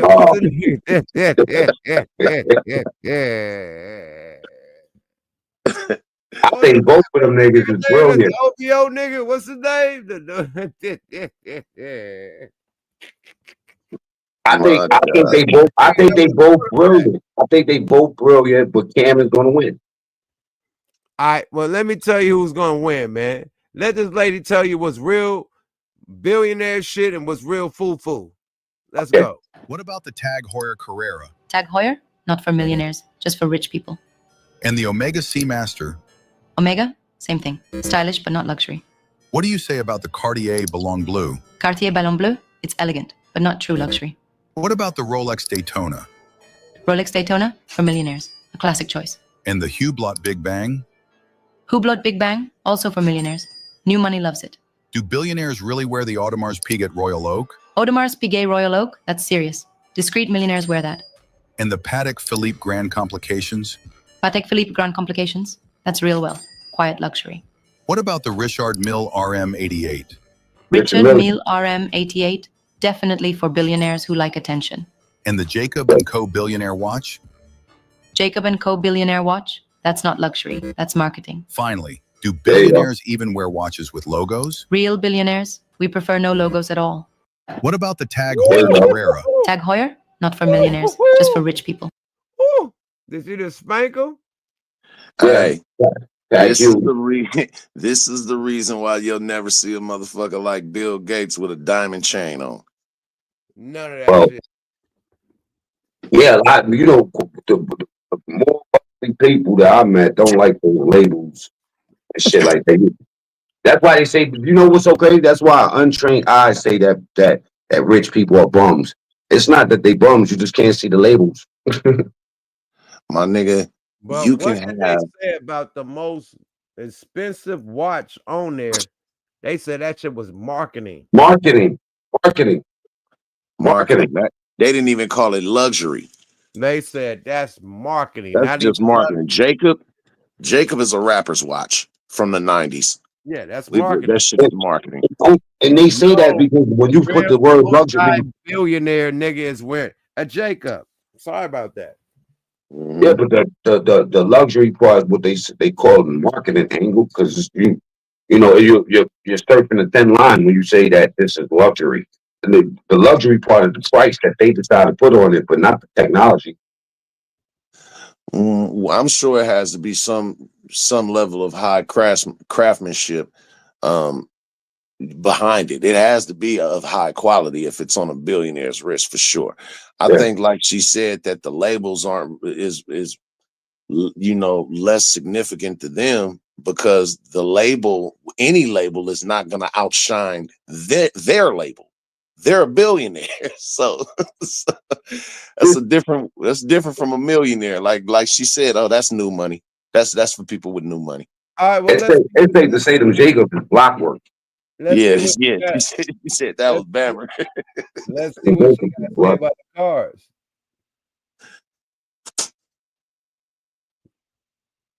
Let's see what you got to say about the cars then. Yeah. Because anybody can have these cars that she's talking about. But let's see what you got to say about it. Let's go. Mustang Mach-E. Mustang Mach-E looks cool, but no, it's not luxury. Tesla Model X. Tesla Model X, impressive tech, but definitely not high-end. BMW i8. BMW, flashy, but real money knows it's outdated. G-Wagon. G-Wagon, loud, it's for new money. Lamborghini Urus. Lamborghini Urus, powerful, yes, but not exactly refined. Ferrari Roma. Ferrari Roma, that's style, millionaire approved. Bentley Flying Spur. Bentley Flying Spur, quiet elegance. Real wealth drives that.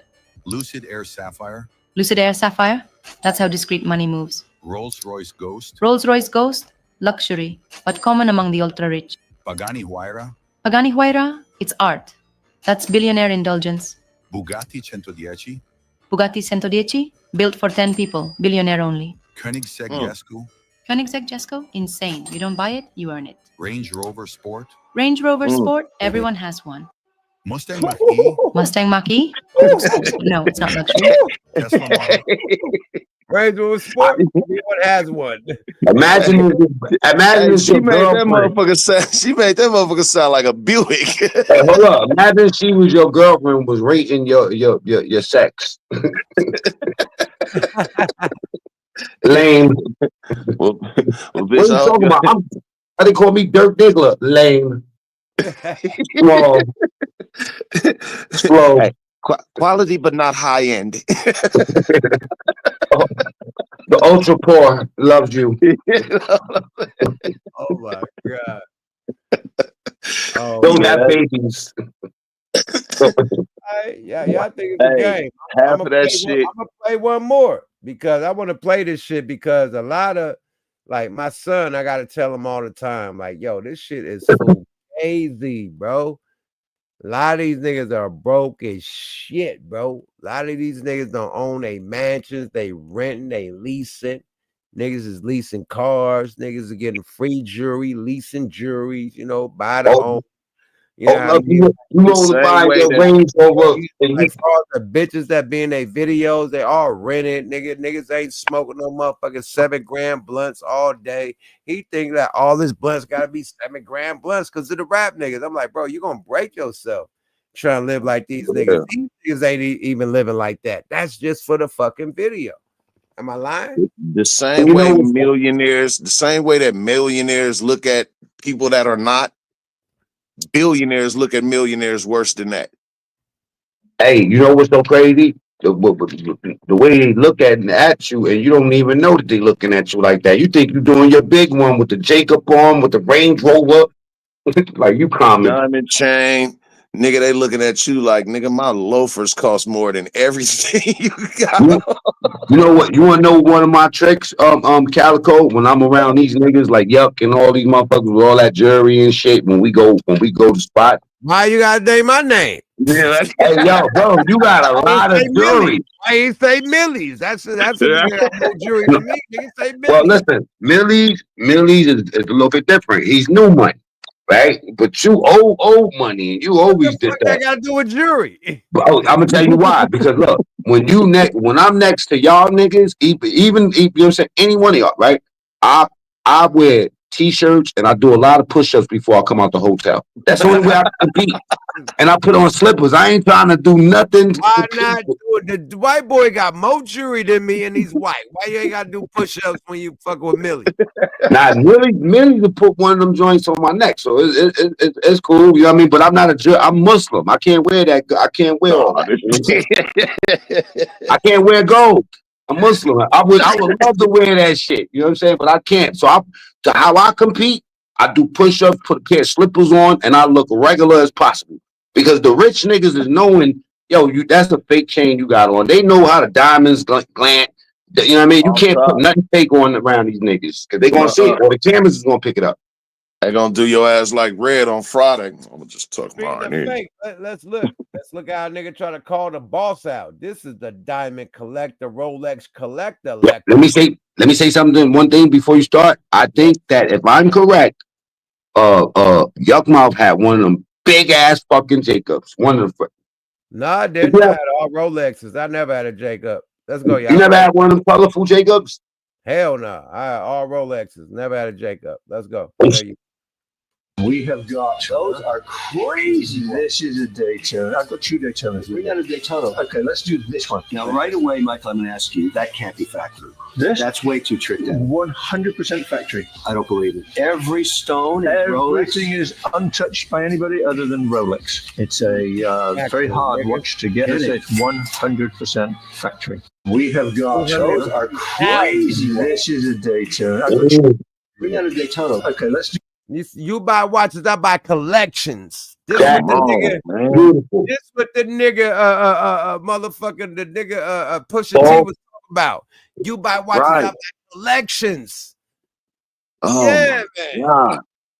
Them motherfuckers is beautiful. Damn. This nigga said, bro, that is aftermarket. He said, no, these Rolex diamonds.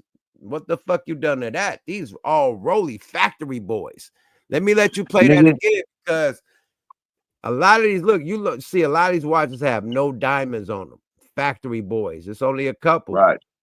But these are worth more than anything bust down that you ever seen on a nigga wrist. This gold bust down devalue the shit.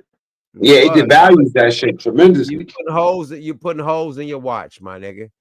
Period. Let's go. Fair use. Do this one. Now, right away, Michael, I'm going to ask you, that can't be factory. That's way too tricked out. 100% factory. I don't believe it. Every stone, everything is untouched by anybody other than Rolex. It's a very hard watch to get. It's 100% factory. We have got, those are crazy. This is. You buy watches, I buy collections. That is a statement. Those lab diamonds under inspections, like nigga. That motherfucker is the same color of the shit that mosquito was trapped in on motherfucking the Jurassic Park. Like Topaz, right? Amber, that motherfucker. Amber. You gotta leave the 1%ers alone. I could play Jay-Z watch collection. Jay-Z got some shit. You know what's so bad? The best thing I have was a Tag Huey, and she seen what she said about Tag. It was like the worst one out of everything. No, nigga, you see what she said about the Hublots, nigga. No, they had an expensive Tag Heuer. And that was like, that's on the low. It's down low. You know what I mean? It cost $4,000. I thought I was balling. Nigga, Tag Heuer was the first shit I ain't gonna lie. Ass Tag Heuer when I first came in the game in 94. Hey, nigga, the Tags was the shit, like, nigga. It started off with the Swatch, right? Niggas thought they was the shit with the Swatch watch. And then nigga had the Tag Heuer. It was a step up. And then niggas went to the Movado watches. Movados, yeah. The Movados on deck. And then it went to Rolex out. Watch every era of the watch shit. Period. I'm a collector. I have collections. That's a fact, man. The motherfucker. The time was 6 o'clock on the Swatch watch. No time to wait. Got a date. Yeah, start off on the colorful Swatch watches. Niggas wanted the colorful Swatch shit, right?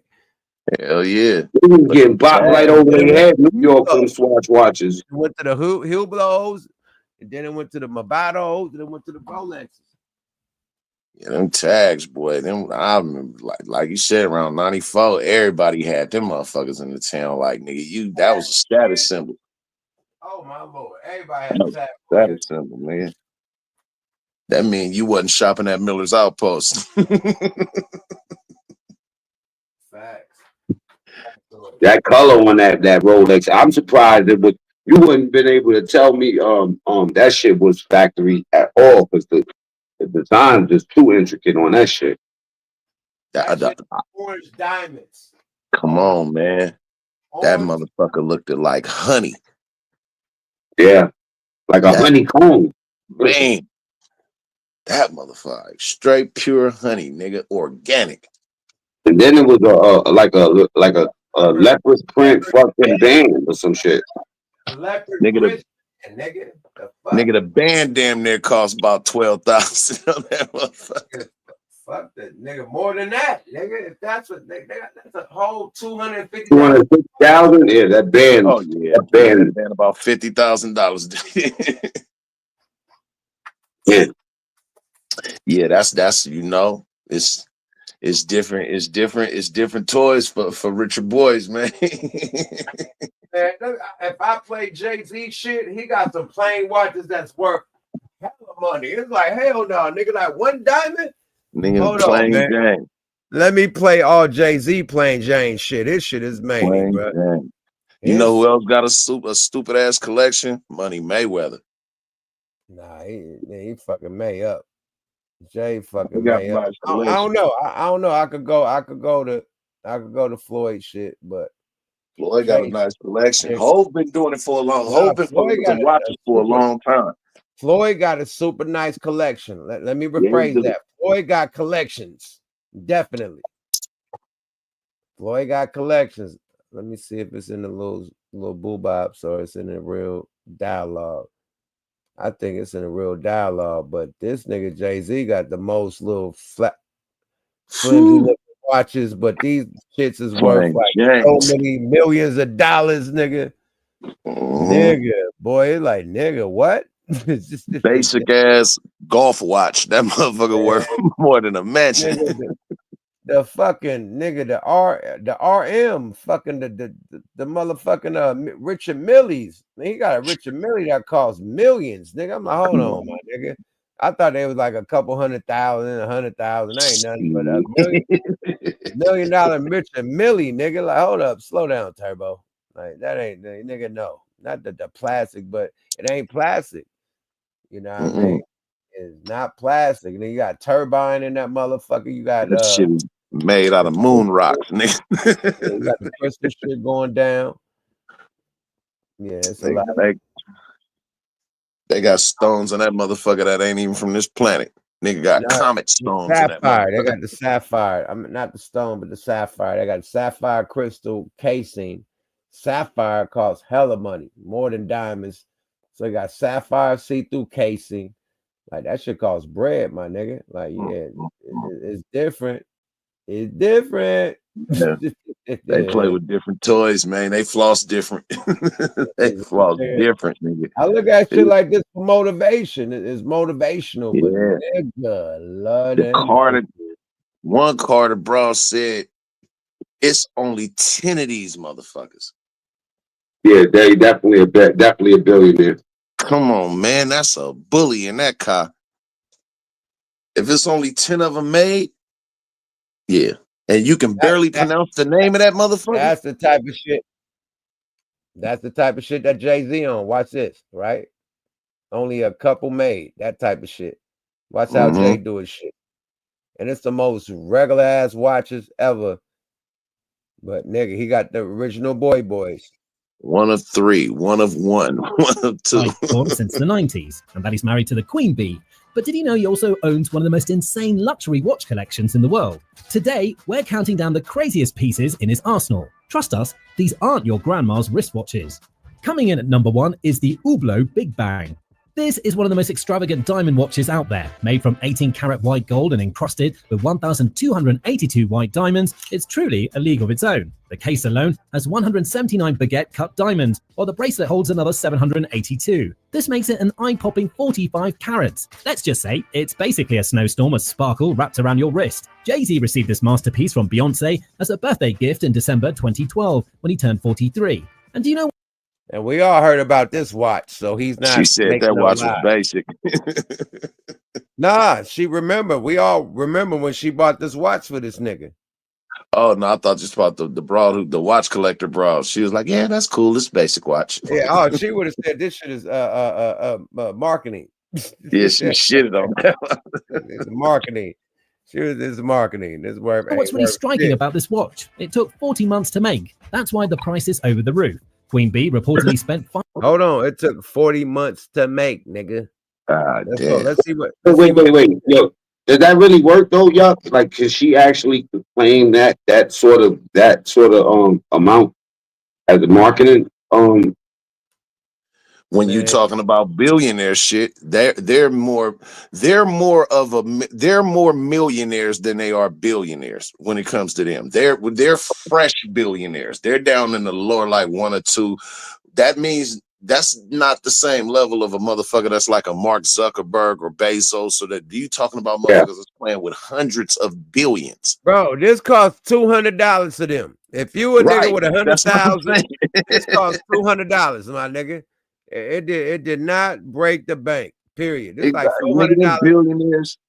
Yeah, if you're a billionaire, nigga, it's like $400 off the bill, off 500,000, nigga. Like, nah. But I'm nigga. saying, like, I wonder if she could claim that. Like, how much she claim? I don't know what she could claim, but nigga, it took 40 months to make this watch, nigga. This is just 40 months.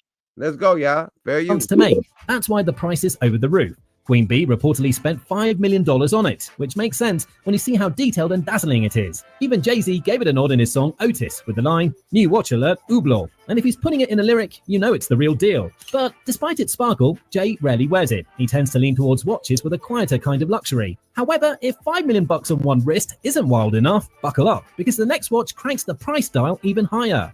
Up next is the Patek Philippe Nautilus Tiffany 5711. In 2021, the stunning Tiffany Blue Nautilus was created as a special collaboration between Patek Philippe and Tiffany & Co. to celebrate their partnership. Jay-Z was the first celebrity seen wearing this remarkable timepiece, which makes perfect sense given that both he and his wife, Beyonce, were Tiffany & Co. ambassadors. It fits beautifully into Jay-Z's impressive watch collection, adding a touch of elegance to his wrist. Crafted from stainless steel, the limited edition watch has the iconic Tiffany Blue dial, and only 170 were made. This stunning timepiece was initially priced at $52,635, but when the auction hype kicked in, it sold for a whooping $6.5 million. For context, that's more than a lot of luxury. Hold on, nigga. It started up at 62,000, 52. Now it's at 6.something million. This is the stainless steel watch, nigga. This is stainless steel Tiffany Philippe. Patek Philippe, my nigga. Patek Philippe, my bag. Patek Philippe. Patek. The Patek, boy. Hold up, my nigga. 6.5 million. It went from 65,000, 55,000. That's a lot of viral. Look, that's because Jay-Z wore it.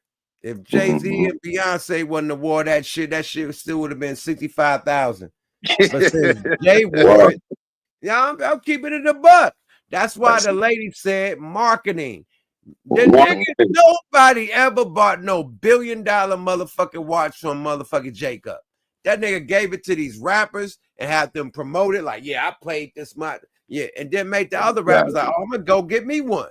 It's a fool, man. That nigga gave Floyd one, gave DJ Khaled one, gave Fat Joe one, gave all the niggas one that got a big following and hope they flash the watch. And now everybody try to go spend $2-3 million for that bullshit ass watch.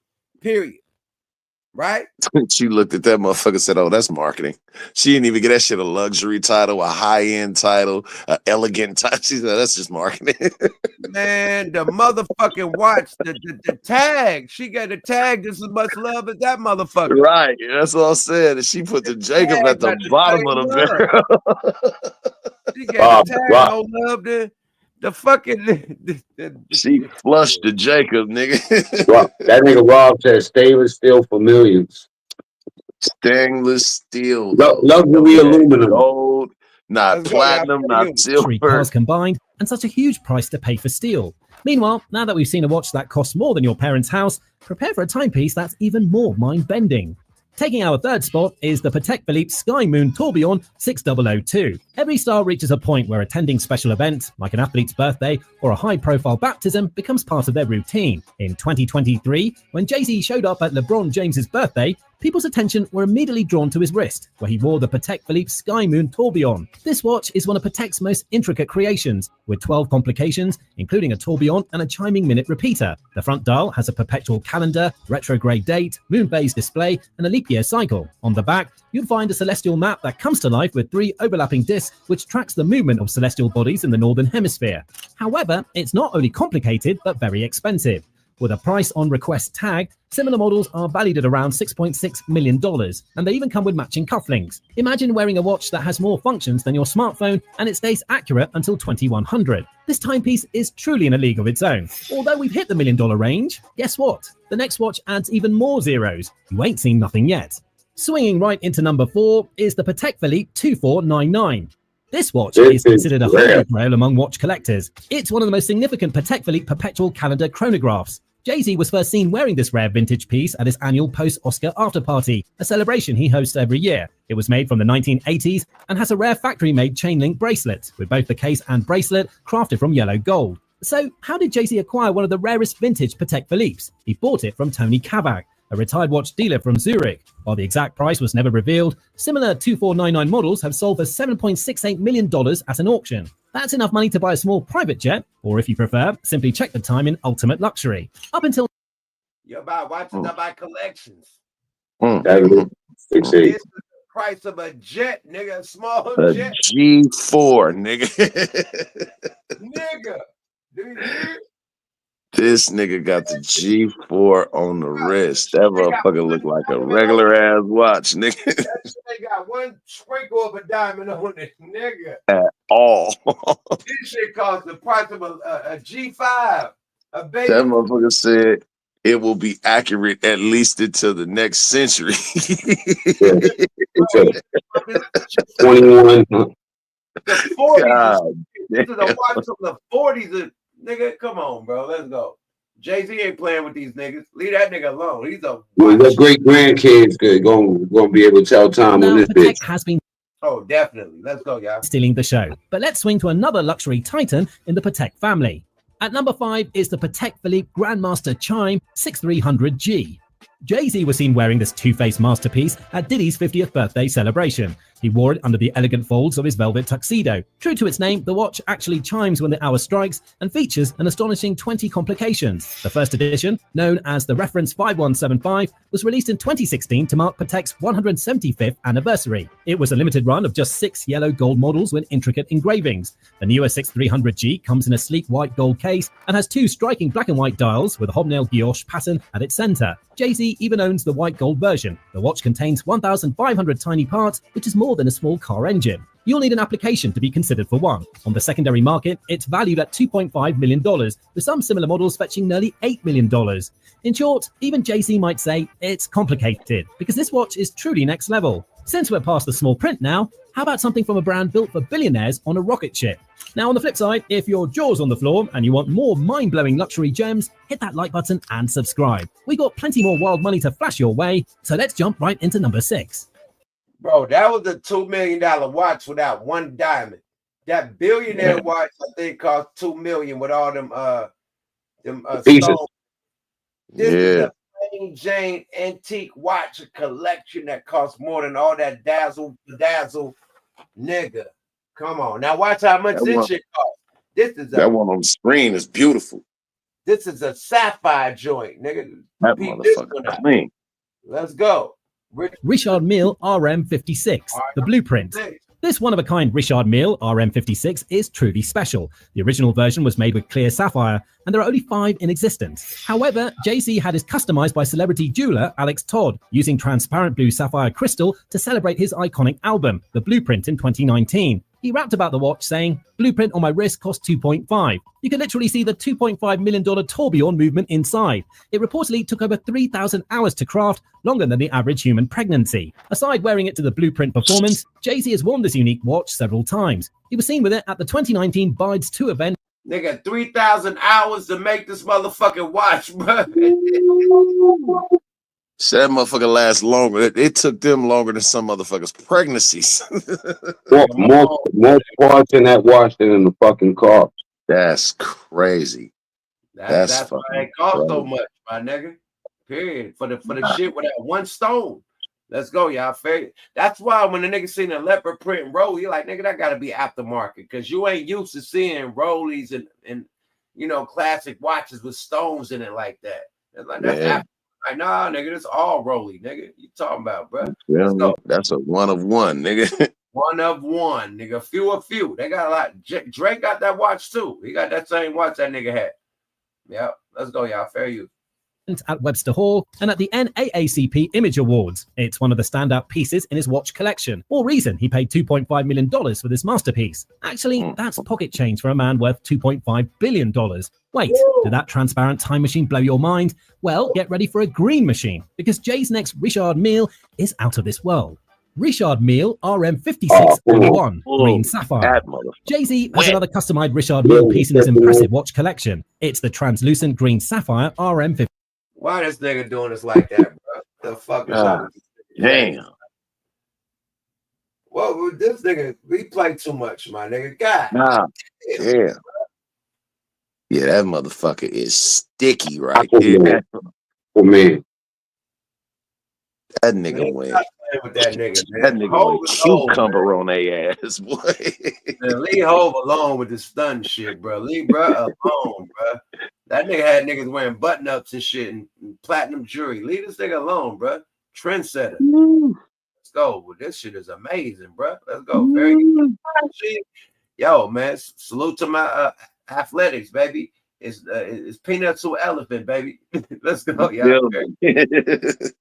56. After jeweler Alex Todd transformed one of his RM56s from clear sapphire, Jay-Z asked Todd to customize another one, this time in green sapphire. There are only 5 RM56 in existence, and Jay-Z owns 2 of them. Now, that's next level luxury. Made from solid blocks of green sapphire, this watch is truly a gem, unlike anything else. It's packed with over 500 precision parts and a tourbillon, more like you're wearing a piece of space technology on your wrist. Our dude showed off this custom watch at Michael Rubin's exclusive all-white party on July 4th, 2021. In 2021, this limited edition watch was valued at around $3 million, but its value has only gone up since then. If Jay-Z ever decided to sell it, you'd likely need to pay a small fortune, possibly even more than you're willing to part with.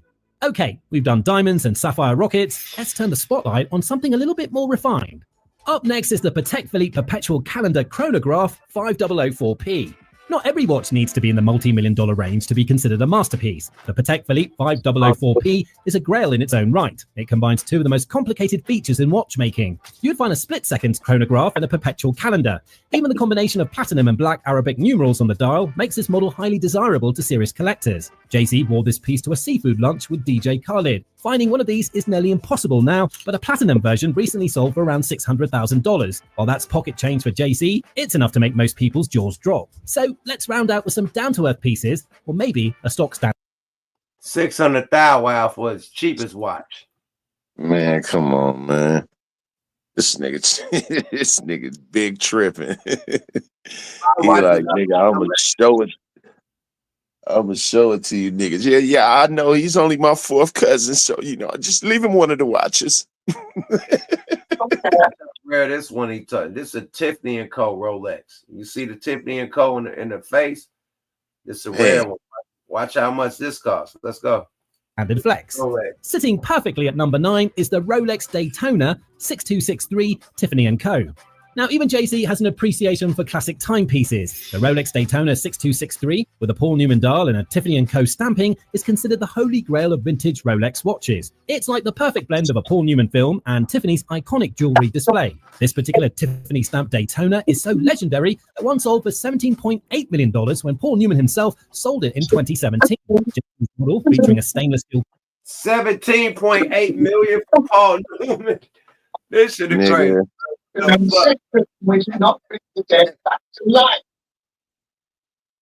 That is crazy. This nigga Paul Newman had the first Tiffany Rolex and sold it for 17 million. 17.5 milli rock.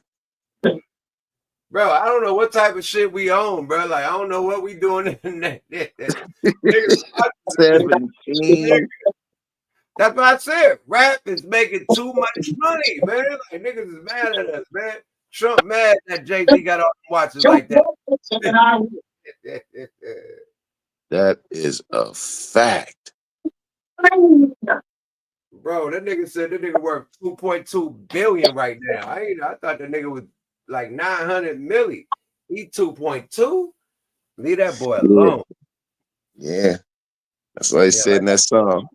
The niggas be like, yeah, nice watch. How many cards you got?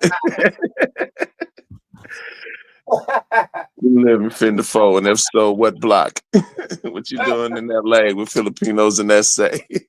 Oh my God. Man. That nigga said, nice watch. Leave that nigga alone, bro. When it comes to any watch wear, bro. Boy, leave that boy alone. Let's go. I know when he, man. Yeah. No, I was just tripping like when this nigga be walking up in them country clubs, them old motherfuckers that be looking at him like, beating their ass, nigga. It look like a real ass Timex, but if you knew what this Rolex Timex look cost from the 1930s, nigga, you I only wear this watch right here to eat sandwiches right here by the horse races. No, you know what's so crazy? When platinum wasn't worth shit, when it was actually worth less than gold, that motherfucker said you ain't shit unless you put platinum on, and everybody went and switched their shit to platinum. Nah, platinum was more. Platinum was worth more. Platinum was always worth more than gold. Platinum is still worth more. Not always. Not always. Nah, there was years where gold was worth more than platinum. You better go look it up. That's always been a Nah, I'm when he said what he said. It's a fact. Not when he said what he said. Nah, they all metals, man. They all expensive metals, man. Platinum is a whole different, yeah. It costs more. You get white gold for cheaper, you know what I mean? But platinum, nah, you can't. Yeah, that's a whole nother level. Exactly. Platinum is more rarer than gold. There's less platinum on this earth than it is gold. That's why I call. That's why it's always been a high value metal. It's just that it wasn't popular. 2020 gold was more. A couple of years with platinum with. Well, it wasn't that far of a hype. You know what I'm saying? Yeah, I mean, it only became, like you said, after Hov and them niggas like that start rapping about it, it started to pick up popularity. You know what I'm saying? I'm gonna tell you this: me being in that era when it happened, when a nigga got a 4.0 Range Rover or 4.6, I come from the actual era where I had the 4.6 Range Rover and I had white gold, not platinum. It's hard to find platinum, and when you do find it, it's taxing your ass. It's like double the price.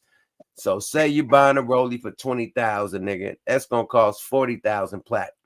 Period. So it was a different ballpark, and that showed that who really had money. You know what I mean? Period. If you bought a platinum, nigga, even the donkey rope or the Cuban or the bike link chain, whatever, it was platinum. It was like double or triple the price. So it was like, nigga, it's like buying Louis and the nigga buying like Coach. You know what I mean? It's different. You feel me? If you remember that Slick Rick video when he came home, you see how much gold that nigga put on that table at that jeweler when she switched back and gave him the platinum set. That nigga had like 4 pieces. No. It was more than it, but it wasn't significantly higher where Jay-Z. I'm just trying to make the point that a lot of things that wasn't famous, like Iceberg, a lot of trends that was set just for the nigga just saying that you was a bum if you did opposite. You know what I'm saying? Like people that was getting diamonds on their watches and all that. You think them niggas realized back then in the beginning that they was devaluing their shit? You know what I'm saying? Them niggas was fucking shit up. They thought it was actually putting value on it because of what Jay-Z said in the song. Ice to raise the price on these niggas. check this one out. But also forced like spots like Rolex and to start to bust down their own watches to make the values higher. You know what I'm saying? So on one end, you buy a factory Rolex and you start busting it down, you devaluing it. But they do a Rolex and they bust it down, and now it's worth crazy more because they only gonna make a certain amount. Right. Yeah, so Jay-Z, he knew his value. He knew his value. That's the only thing I'm trying to say. That nigga is a trendsetter, maniac. But look at how they capitalized off of it though. It ain't shit if we don't do it. If we do it, it ain't shit. You feel me? But if we do it, then it's factory. So we can It's mud.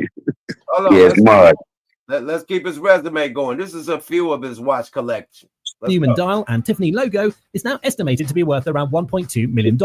It's rare enough that simply wearing it feels like carrying a piece of history on your wrist. And to prove he's not just wearing gazillion-dollar watches, he's also got modest pieces that go way back. Finally, we have our Audemars Piguet Royal Oak Offshore chronograph. In 2006, Jay-Z teamed up with Audemars Piguet to create the iconic Royal Oak Offshore, celebrating his 10-year milestone in the music industry. This groundbreaking collaboration, led by AP's US CEO, Francois-Henri Benamias, marked the first time a luxury watch brand partnered with a hip-hop artist. The watch itself is a tribute to Jay-Z and his achievements, featuring a blue dial with a diamond-studded 10 index. Only 100 pieces were made, with 50 in stainless steel, 30 in rose gold, and just 20 in platinum. Each were sold at $23,500, $43,900, and $69,500 respectively. This Royal Oak Offshore remains a significant moment in both the worlds of luxury watches and hip-hop culture.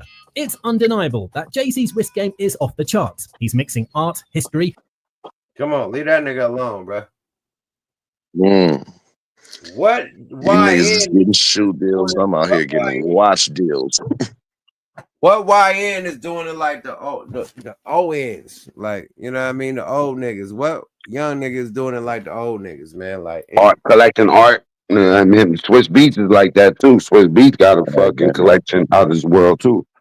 A lot of these young niggas. A lot of these niggas is going to lay across that casting couch to get a motherfucking meal at McDonald's named after him. Y'all said Floyd. Y'all said Floyd. Y'all said Drake. Drake got a nice collection. Yeah, money May shit is on point. Yeah. I think Tank Davis got a nice little collection. Who else? Well, you got to get into tall money when you start talking about niggas like. Well, I don't know if they really got collections like that. Rick Ross got a nice collection. I ain't seen Ross shit. Ross be wearing multiple watches, all types of shit with emeralds, and yeah, Ross got a collection. I never understood like my nigga, you don't need to put on 2 rollies. That 2 watch shit been hella fucking corny to me, man. I just seen a nigga, man. I seen Turk. I seen Turk on the Atlanta podcast today, interviewing Michael J. White, right? Yeah. Man, that nigga had 2 watches. I'm like, why this nigga got 2 watches on, bro? Like, he had a plastic watch and a diamond watch on at the same time. Like, he had like an iPhone watch, like, and a diamond. Like, why you got 2 watches on at the same time, my nigga? Like, that's always been hella Them niggas corny. just don't know what to do with money. Like, I'm finna go put a chandelier inside that brand new Stretch PT Cruiser, baby. 2 watches is corny to me. Sorry, yeah, that's some crazy shit right there, my nigga. How you feel about that, Mac Mean? 2 watch game. You got the 2 watch game going on, Mac Mean? Yeah, I happen to be a watchman myself too. But I'm never gonna put on 2 watches. That shit look crazy. Yeah, that's some. I seen Kodak Black do that, but Mac Mean never. I'm low. I'm low too, man. I'm a watch with an elegant bracelet and a pinky ring type nigga, man. That's it. That's all a nigga need. A nice kid. Yeah, that's it. That's my kid too. But 1 ring, my watch, and that's it. I don't wear chains. No, I mean, like, come on, my nigga. I'm a watchman. I'd rather put all my money in a watch than anything. I ain't gonna lie. You know what I'm saying? Like, 2 watches. I just said the shit about the other day. I said, whoever got a Soldier Boy, somebody got arrested. I'm like, nigga, put that jury up, nigga. Somebody come bail out. Like, nigga, put that jury up, nigga, fast, nigga. Hey, I gotta get ready to tap out, brothers. You know what I'm saying? I'm out this motherfucker too, man. We gonna end this shit, man. Shout your shit out right quick, Mac Mean. Let them know where to reach you at. Always a pleasure, Mac Mean. Oh, let me just tell you something. They banned me from going live on Instagram for a whole year. I don't know how that. I showed Richard Pryor cooking up crack, and they said they don't like that. On TikTok too, I'm fighting right you now. and Gooch be testing the limits. Listen, let me tell you something. Gooch, that's where I get my ideas on how far I could go. Honorable. That nigga be honorable. Honorable, nigga. That nigga said he in the hospital for a dick reduction. Man. Speak for me. Yo, Mac Mean's true story. All stories ain't true, but this one is. I love y'all, man. I'm out of here. Love you, my man. nigga. Salute my nigga Mac Forever Lemon, man. Hey, man, say, man, as I close out every time by starting, salute to the fire-breathing motherfucking dragon for opening up this platform for everybody to come and enjoy, teach, and build with each other. Salute to the motherfucking chat, man. We do it for y'all. We appreciate the appreciation, as always, man. Let me see them dragons in the motherfucking comments, man. Roll call, y'all. Salute to the honorable Gooch the Great. Get on well and get on back to us, man. Shout out Mike Ascari, Pop the Locks for a motherfucking real one, man. Shanique with Town Business. Ebony. Unseen TV. The motherfucking alumni, MJG. Going from dope dealer to hope dealer. Yeah. Network, go there. Yeah. Lady Divinity. Miss OG Mozzarella. Yada. The whole motherfucking team. We appreciate the appreciation, man. You know what I'm saying? Hey, Yuck, one more win, one more again. One more game, my friend. Yeah, yes, sir, man. I appreciate you, brother. Teamwork made the dream work, my nigga. Have a blessed night, Dynamite. You hear me? Yada. Yes, sir. Yada. One time for the one time, man. It feels.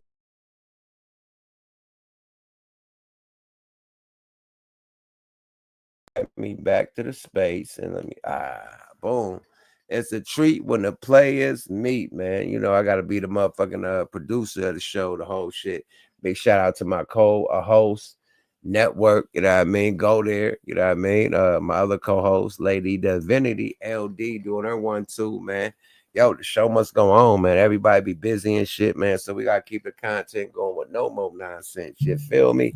We on our way to get monetized, man. So we gotta turn up for the guys and the committee and the nation and the motherfucking SID committee and everybody, you know what I mean? The Mize doing their job. Shanique winning this thing. I see Miss Mozzie OG. I see RPMJ in this thing.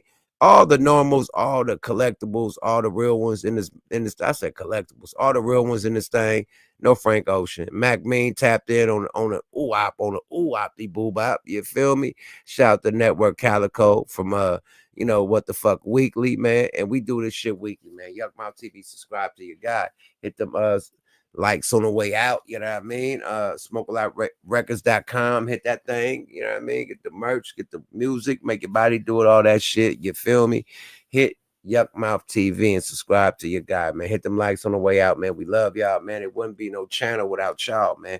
Keep fucking with us and we gonna keep fucking with y'all, man. Teamwork make the dream work. Yuck Mouth TV, subscribe to your guy. I'm drunk as fuck and I'm ready to go eat, you know what I mean? And I'm going to post the footage when I got in the Dodgers game because, hey, they didn't stop nothing. You did. Yada. Oh, boy. I got that motherfucker like Pac. Like, hey, get around. Hey, get around. Hey. Back in the distance. I felt like Pac. I get around, baby. You feel me?